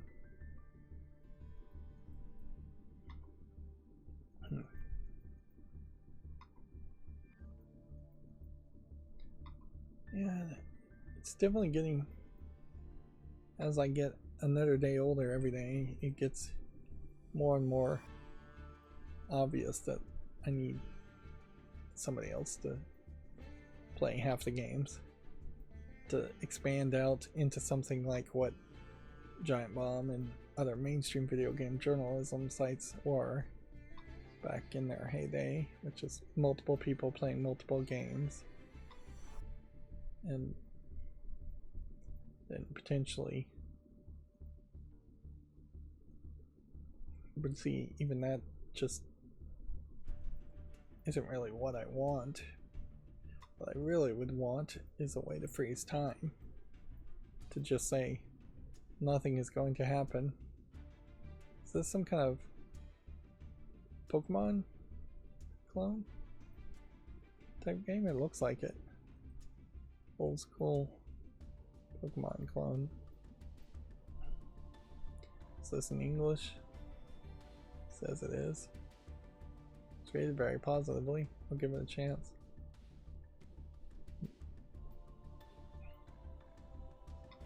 But yeah. Of course, if I could freeze time, then there would be all kinds of implications there, more than just playing video games.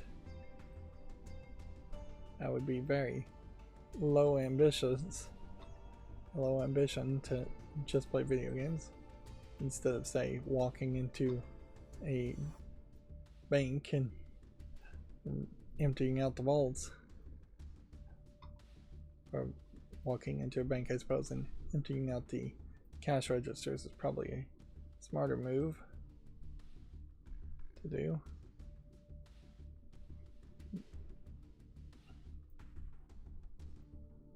Then even that is probably pretty low ambition.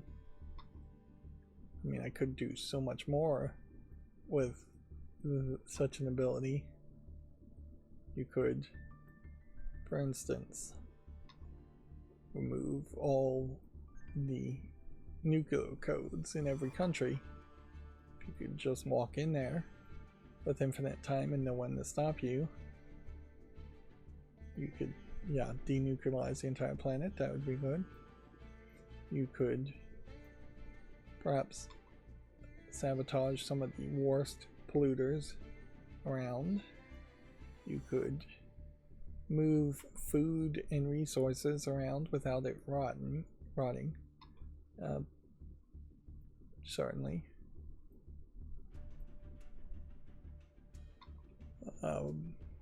Yeah, you could de-escalate individual criminal activity if you can find it. And honestly, if you froze time once, spent assuming you don't age and that you don't just like run out of energy doing this if you could freeze time. That it's not sucking the life out of you to pause for even a few seconds, which it probably would if you just had such a magical ability. Although, probably is a weird word to use in a fantasy. I never thought I would say yes to a helicopter sim, but I'm gonna give that a chance.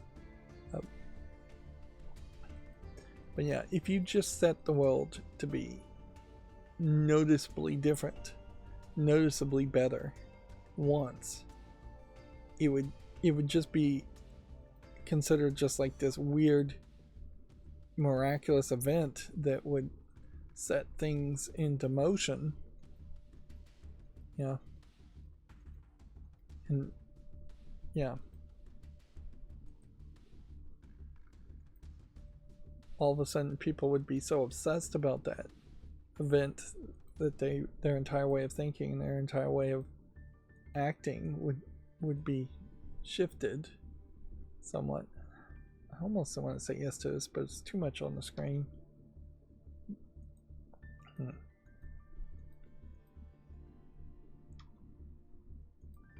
Yeah. You could definitely just like start local. Go into every single house and just clean every house if you were going to do that. Of course, I definitely would want some work, and that wouldn't be particularly as fun as playing video games. But yeah, just have fresh food in every refrigerator, every house cleaned out of actual trash. Just have clothing in every closet, books on it in every shelf. Take every single thing out of a grocery store and just distribute it more fairly and equally, not based on whether people can afford or choose to purchase such foods, because choice in a lot of cases is just whatever you've been advertised to or what are you aware of.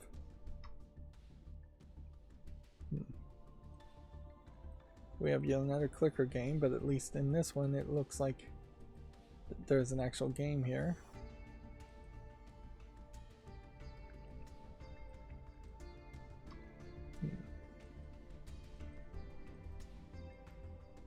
Yeah. Planting gardens even would make a lot of sense. Just like every backyard all of a sudden becomes seeded with fruits and vegetables instead of just grass. All of a sudden food stops being as big of an issue.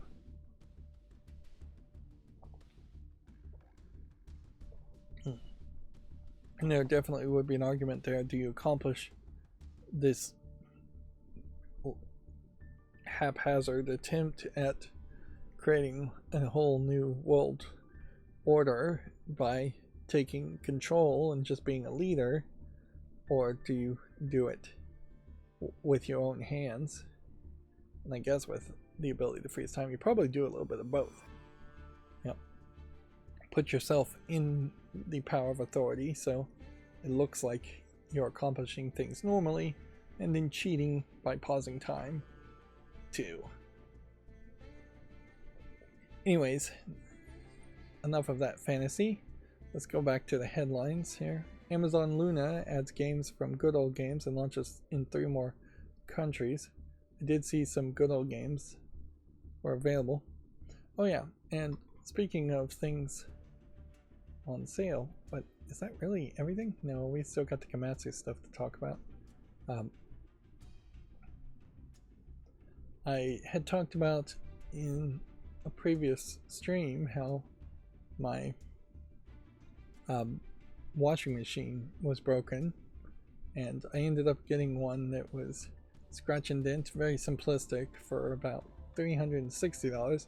Well, now Best Buy seems to be trying to clearance out Insignia brand washers as far as laundry washers and dishwashers, and so they have one that is a high efficiency washer, which the one I got isn't, and has way more functions for like $276, and it's brand new, not scratch and dent.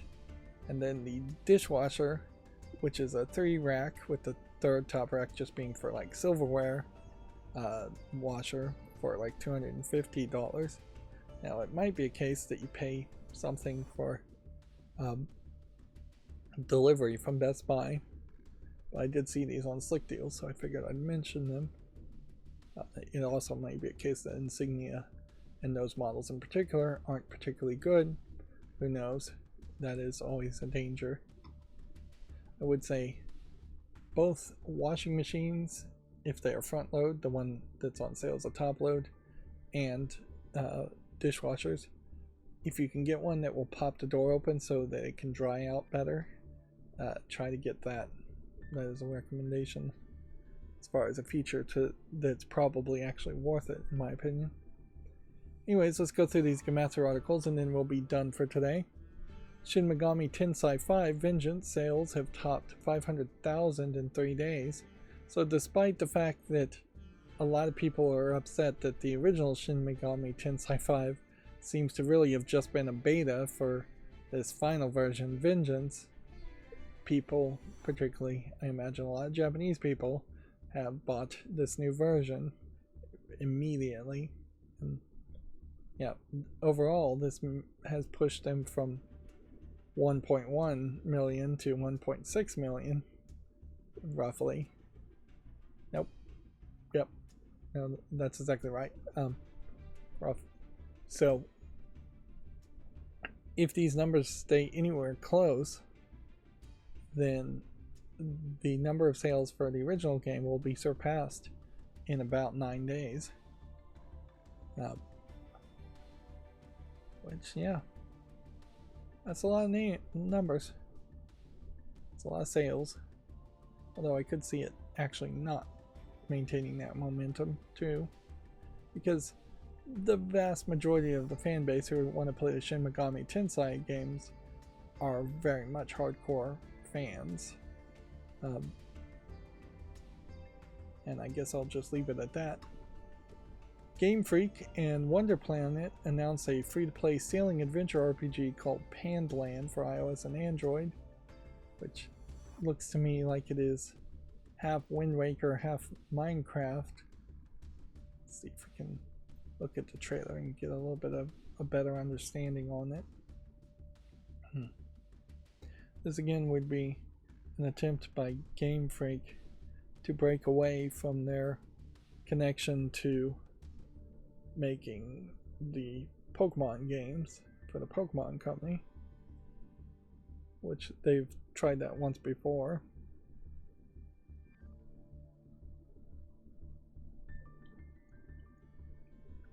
I would argue, I suspect that the blocky gimmick that Minecraft succeeded on is never going to work again.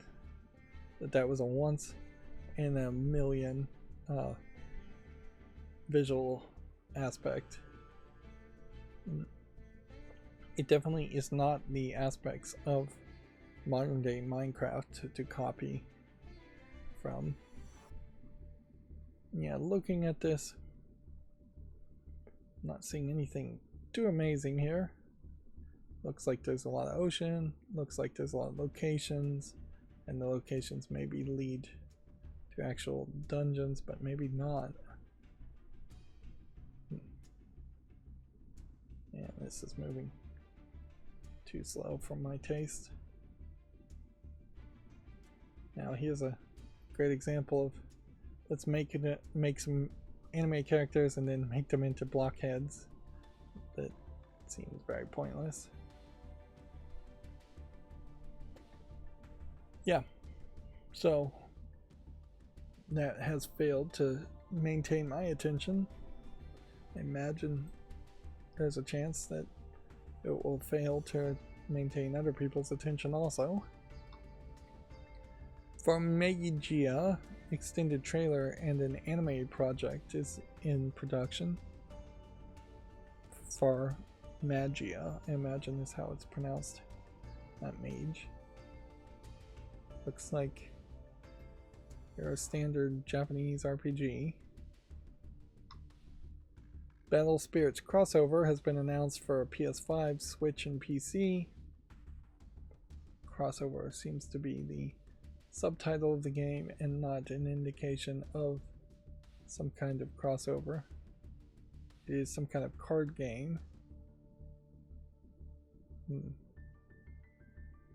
But it's not one I'm familiar with.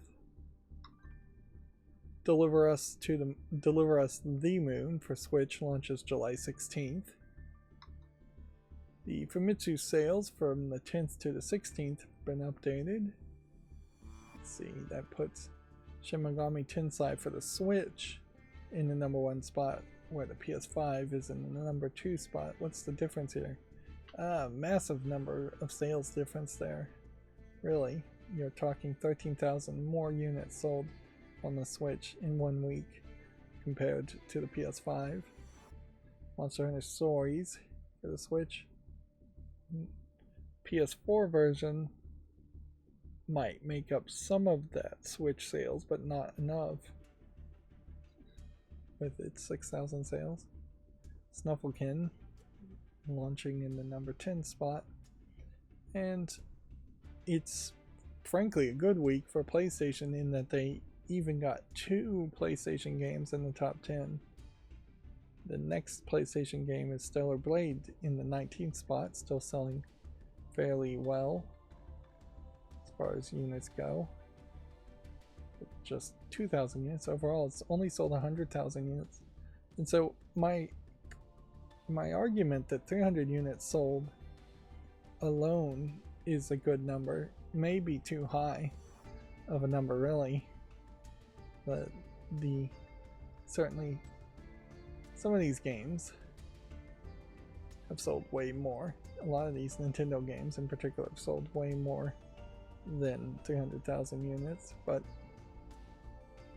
Stellar Blade felt like a big game, and it hasn't sold just 104,000 units in its lifetime in Japan. Although specifically this is Japan, so 100,000 in Japan may be just a drop in the bucket compared to where it sold elsewhere. So I'm not really comparing apples to apples now that I think about it. And Final Fantasy VII Rebirth is way down in the 29th spot.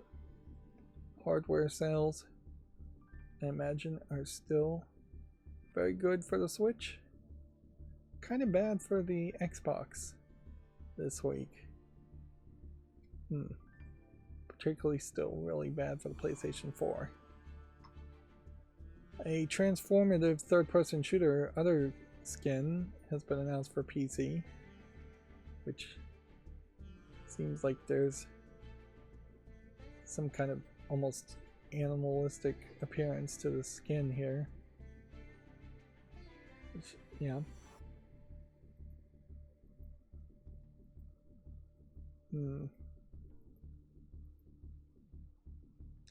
Now, one of the myriad of ways in which people would describe themselves or pretend like people were describing themselves was other kin without the S, where somebody feels like they are not a human and that there's some other kind of thing. Dragonkin, I think, was another one where you feel like you're a dragon. Things like that. I'm not sure anybody really used those terms in large enough numbers for it to matter. And that is kind of what this looks like. So at a certain level, it does kind of feel like it is an RPG where you are playing as what I think people generally would just describe as a furry, or somebody who maybe furry is is almost certainly the wrong phrase, but I think that's what people would describe it as somebody who feels like they're not human, that they have the mentality or soul of some kind of anthropomorphic animal, or animal in general. Yeah. Even this thumbnail doesn't really feel like it matches the game too much, but I'll make a YouTube short around it. Super Monkey Ball Banana Rumble DLC Sega Pass adds Beat from Jet Set Radio. Which, yeah, they are going to just announce every single Sega mascot-like character for Super Monkey Ball Banana Rumble. Which is part of, I think, Sega's new plan here to bring back nostalgia for their old games and focus on making new versions or sequels to their old games instead of exclusively focusing in on either casinos and pachinko arcade. Well, they were focusing on arcades in Japan, and all those got shut down. And then they were focusing somewhat, I think, on pachinko games in Japan, and I don't think those are selling particularly well. And then for a brief moment there, they were trying to have Sega mascots in weirder, newer games, and that didn't work. And definitely, overall, they have always focused on making a whole bunch of Sonic games, and almost all of the recent Sonic games that are good aren't actually made by Sega, when the ones that are made by Sega are poorly received. But yeah, seems like Sega has a new direction, and I guess we need to just applaud that they have any direction at all, because even that seems like a step in the right direction. Let's see. Elrin Taros Wanderings is coming to the West on August 16th for Switch and PC. This is yet another fantasy game I've never heard of. Of course, why would I have heard of it?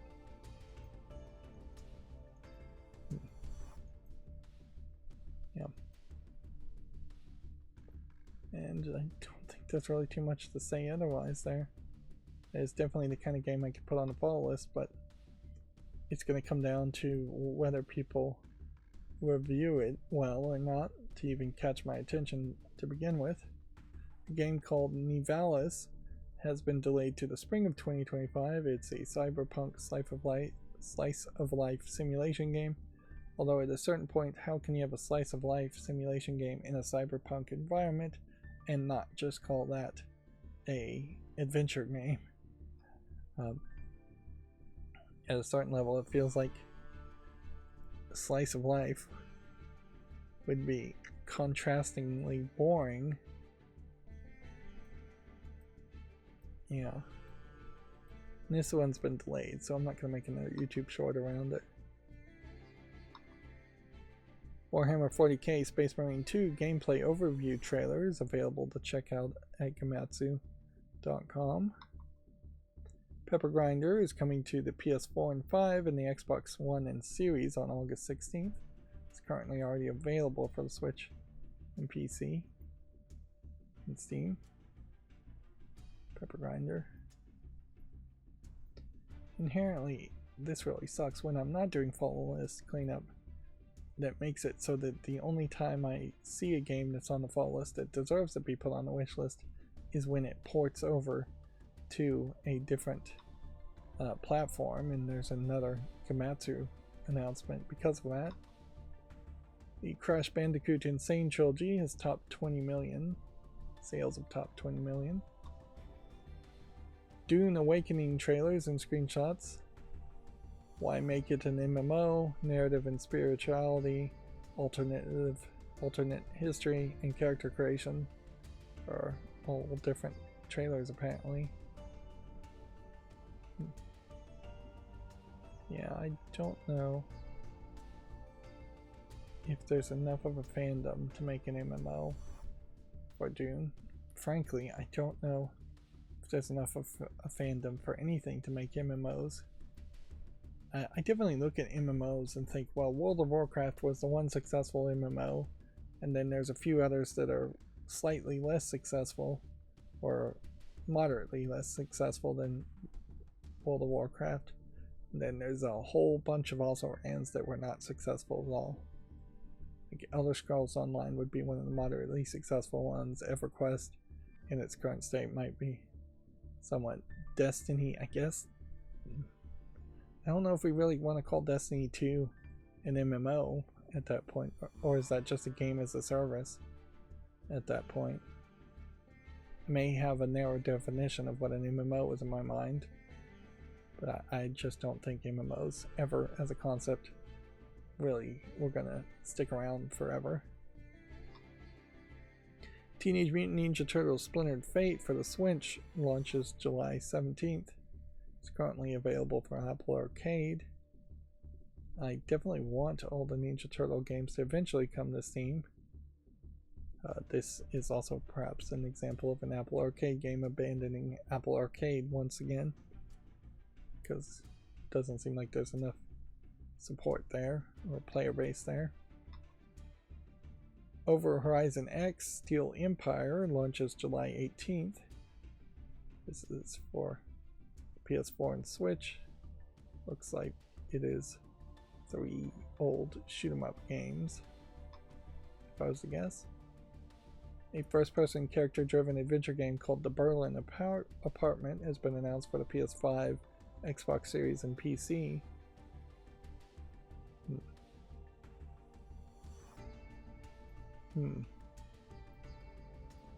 Seems like there's potentially multiple iterations of this apartment. In different ways it's been decorated. And that's supposed to tell you some kind of story. That might be interesting as far as the narrative through line being the apartment. Of course, being set in Berlin and going over the course of a century, you expect that at some point it's going to run into some Nazi elements.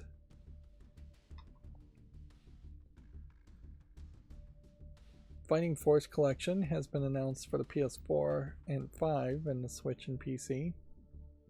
Once again, I think this is fairly old games getting re-released by limited run games this time. Gimmick 2 has been announced for all consoles and PC. When did Gimmick 1 come out? Let's see if we can... When did all these announcements happen too? Were these direct announcements or were these... Yeah, there's just nothing here except for this one picture. Or was there some kind of event? Snow Brothers Wonderland has a gameplay trailer. It's due out in 2024. Snow Brothers was a game I remember playing on the NES. Weirdly, it's coming now for the PS5, 4, and Switch. Let's see. Has it changed in any way from what I expect? I guess it has. And that it is now a 3D platforming game with some kind of map element in the side. Yep, and there's boss fights and things like that. Snow Brothers definitely coming from the Mario Brothers mentality of naming your protagonists. Yep, this looks like a whole game trying to optimize on the idea of a snowman that can make large snowballs and then roll the snowballs to attack enemies.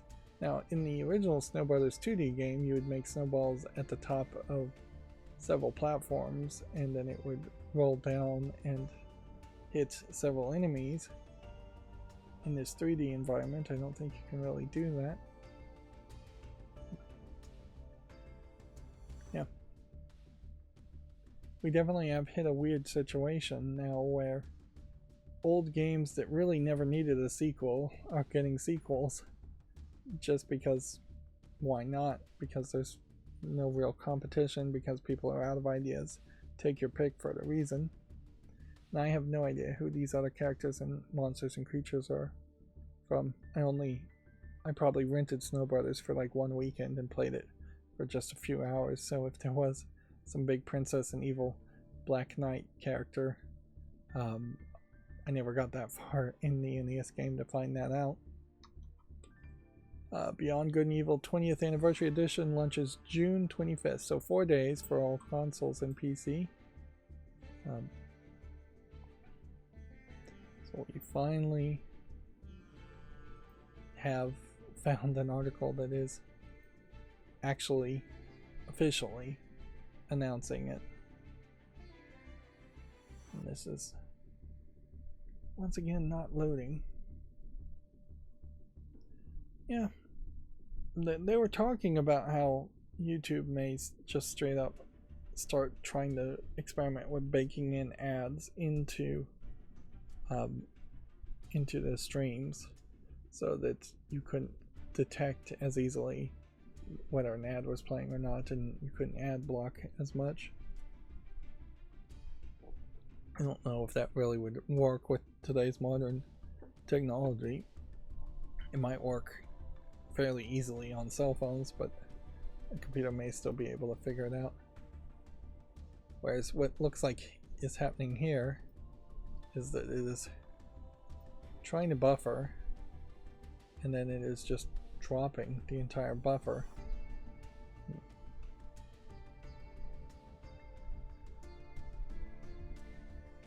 Alright, well, I really want to see this. So let's try and reload this page. Try that again.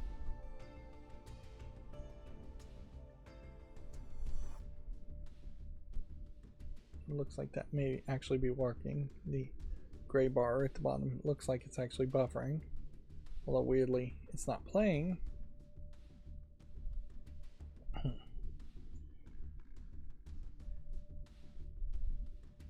Yeah, maybe my internet's having problems. No, not really.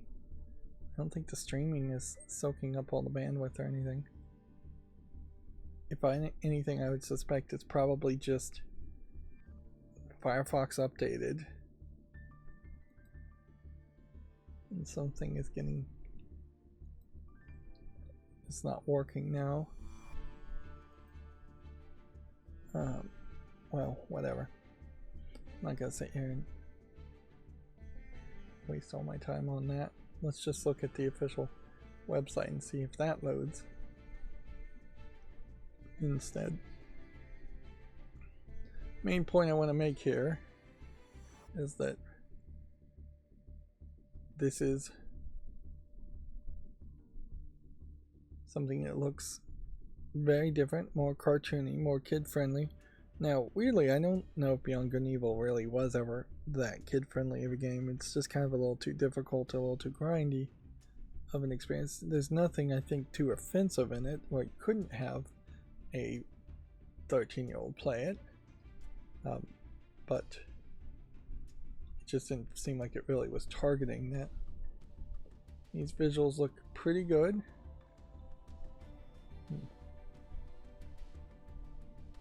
Certainly.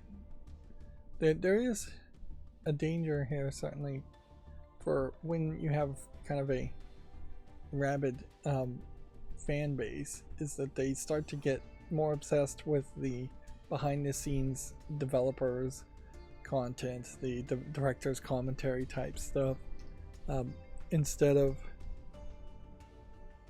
your series or your content really expanding. And that sometimes comes off weird. For instance, the Amazon Prime animated show Has Been Hotel is kind of a great example of that, where a YouTuber tried to create that for years and created a huge rabid cult fan base, and there's just way more in the community and the backstory around Has Been Hotel than there seems to actually be in the Amazon Prime animated series that is more of the final product. Also, the community may be just ahead of what season 1 is, so that becomes an issue too. So, updated achievements, new speedrun mode, and just an upgraded experience, remapped controls, improved graphics, updated audio. Otherwise, it does seem like it is still going to be about the same game. So inherently, like when you see this big open area, it's, if I recall correctly, not really that big, and it's not going to be any bigger. Here you have a heck of a lot of concept art. And see, they say this was a pioneering action-adventure game, and maybe that's true, but it certainly failed to stay a pioneering action-adventure game.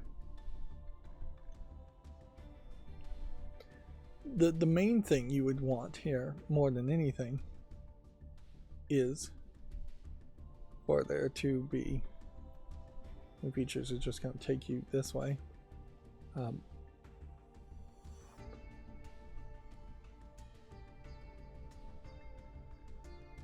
You'd want the game to run 100% smoothly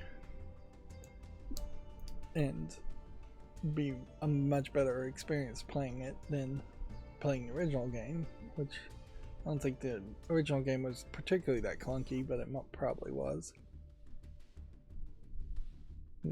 The second thing I'm recognizing, since this is a Ubisoft game, is that we would want to be able to buy this game smoothly without having to download Ubisoft Connect and get it through a Ubisoft experience. Of course, there's really no reason to pre-order something like this. Like, best case scenario you would have here is you get the game, play it at your own pace, and maybe by the time you're done with it, you might have just the announcement of an actual release date of Beyond Good and Evil 2. Unless they're rushing this out. Unless they put Beyond Good and Evil out in November. But even then, you probably have plenty of time to get this at a reasonable pace and play it. Wait a couple weeks until reviews come out. Remastered in 4K and 60 frames per second, it says. I question, certainly, if we aren't going to start seeing games that have been quote-unquote remastered in 4K using just some cheap, low-effort upscaling process. Which, yeah, you certainly could do that. Just cheat your way through it and not put any real creative input or effort into it. Fear Effect for the PS4 and 5, Switch and PC is coming in 2025. We're seeing a level of older games getting re-released too. So this may be the final outcome from the long-running situation of there not being any games. So this thing's not even going to play until the buffer is full. And even then it's not going to play. Weird.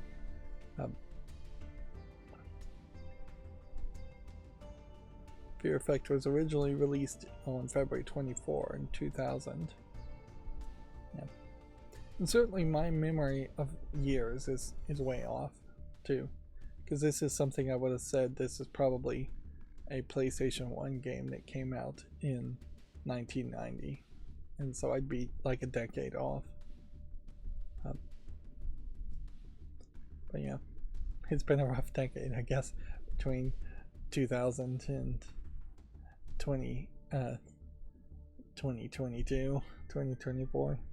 It's been a rough couple of decades for gaming. Yep, I guess I'll just leave it at that. Tomba 2 is coming to the PS4 and 5, Switch, and PC in 2025. Let's see. When was the original Tomba? Tomba 2 The Evil Swine Return first launched October 28th, 1999 in Japan. So this is yet another limited run. So there was a limited run event, obviously, where they announced the re-release of several old games, which I do have to applaud limited run for filling in a niche there in that they are re-releasing old games you may not really remember that well, or you may have never seen. There should be one company in the game industry that does something like that, maybe even 2 or 3. Obviously, though, that can't be the entire gaming community just re-releasing old games. There aren't that many old games that people really want to play or really want to see. Bubsy in the Perfect Collection has been announced for PS5, Xbox Series, Switch, and PC. Feels like it hasn't been that long since the last Bubsy game was released. So I wonder if this is older Bubsy games or just a collection of older and newer Bubsy games. And Bubsy as a mascot is not anybody I really recognize. If you told me Bubsy was actually made up and he wasn't actually ever a mascot, I'd half believe you. I do think I saw him every now and then, but he definitely wasn't an amazing mascot.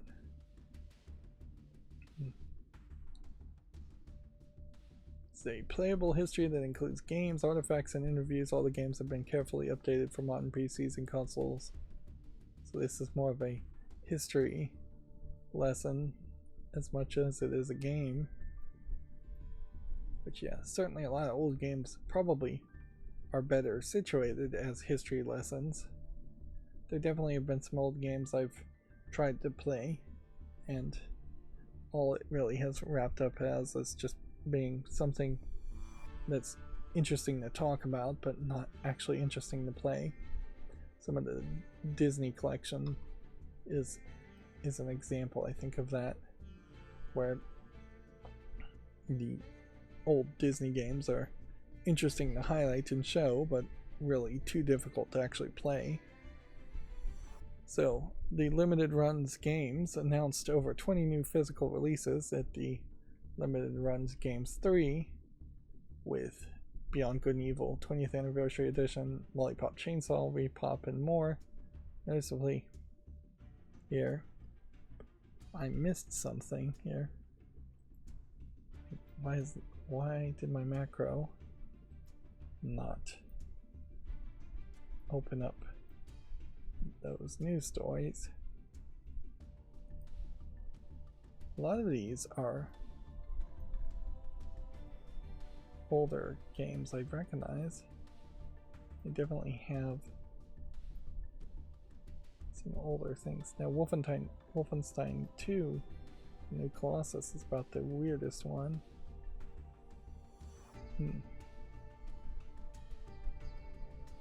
Specific games here have been developed using a proprietary Carbon engine, which, okay, some kind of emulator engine effectively.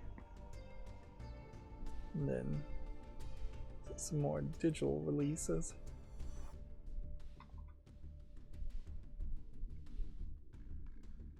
So yeah, these are just like tweets.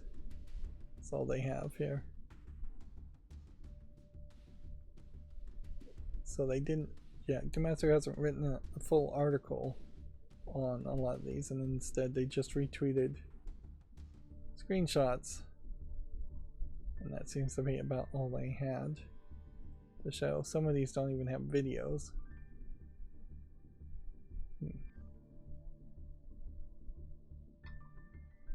Yeah. A Jay and Silent Bob game. Lollipop Repop. So we'll just have to assume there will be more news later. Penny's Big Breakaway. I was wondering if this might be based off of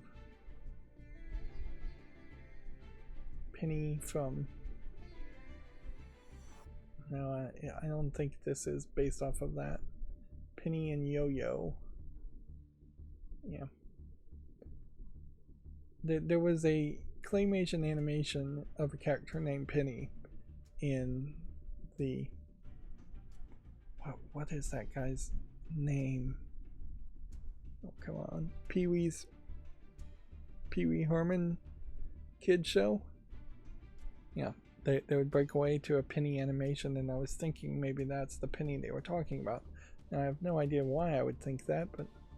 And that may actually be true, but this icon doesn't imply that. Well, I guess Penny is just not that common of a name. Gex Trilogy, Lollipop Chainsaw Repop. Star Wars Dark Forces Remastered might be a big one. Although the previous Star Wars remasters and releases only get a small amount of enthusiasm. I don't think people stick with them that long. Toxic Crusaders instead of Toxic Avengers might be related to Toxic Avengers, the trauma game. It sounds like it is. But yeah, and maybe I'm misremembering it. Maybe it was the Toxic Avengers.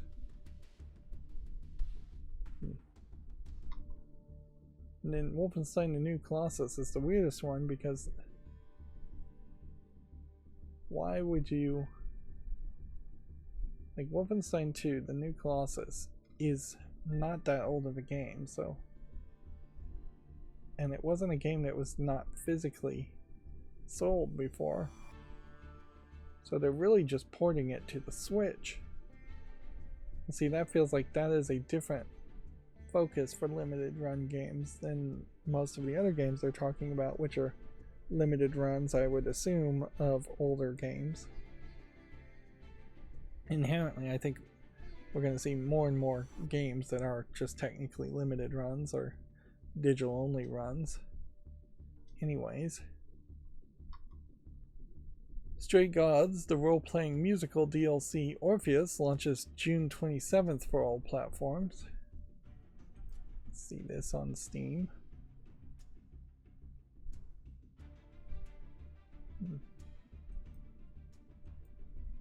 Let's see, the thing I would like to know, how well was received was this main game. Overwhelmingly well received. Interesting. So I'll just go ahead and wishlist this, since you apparently can't put DLC on the fall list. I don't know why that's the case. Wouldn't be surprised if Steam at some point just tries to get rid of the fall list completely. That would ruin my system completely. No, I'd have to wishlist everything, and that would make a huge mess. A Chinese action RPG, Fate Seeker 2, is coming to the PS5 on July 4th. Already is on Steam since 2021. Let's see how well. Okay. English is not supported though on Steam. And then this is probably the last story for today, but we'll have to double check. Power Wash Simulator DLC Alice's Adventure Special Pack launches July 2nd. One would assume this is Alice in Wonderland.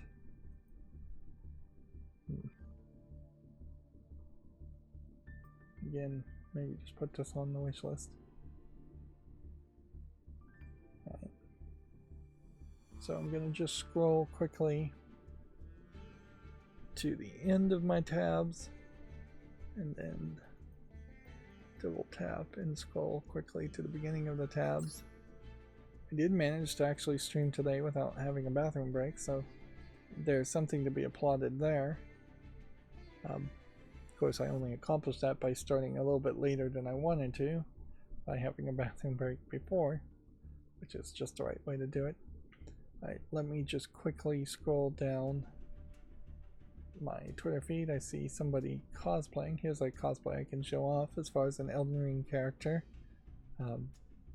That is definitely an example of costume play, in that you are focusing on the costume and the wig and the accessories, and not just barely putting any effort into it and showing off a mostly naked body or half naked body. Not that there's really anything wrong with showing off your body, it's just, is that really costume play at that point?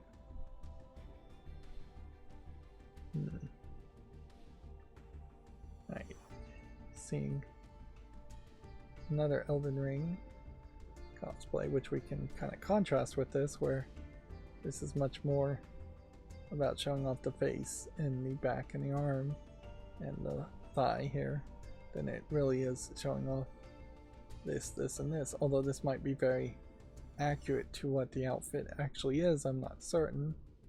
But yeah, I would say there's a lot more skin certainly showing there in that one. And that's not even an extreme example.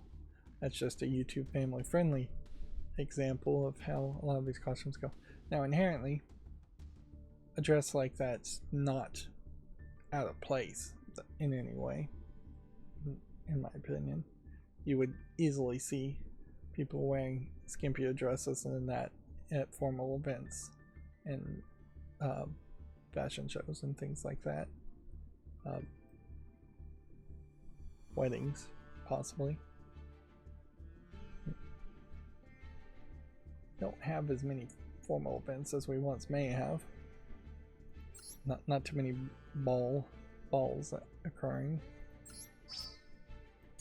Alright, well, that's gonna be it for the stream. As always, I ask you to like, share, subscribe, comment, and keep on watching. Thanks.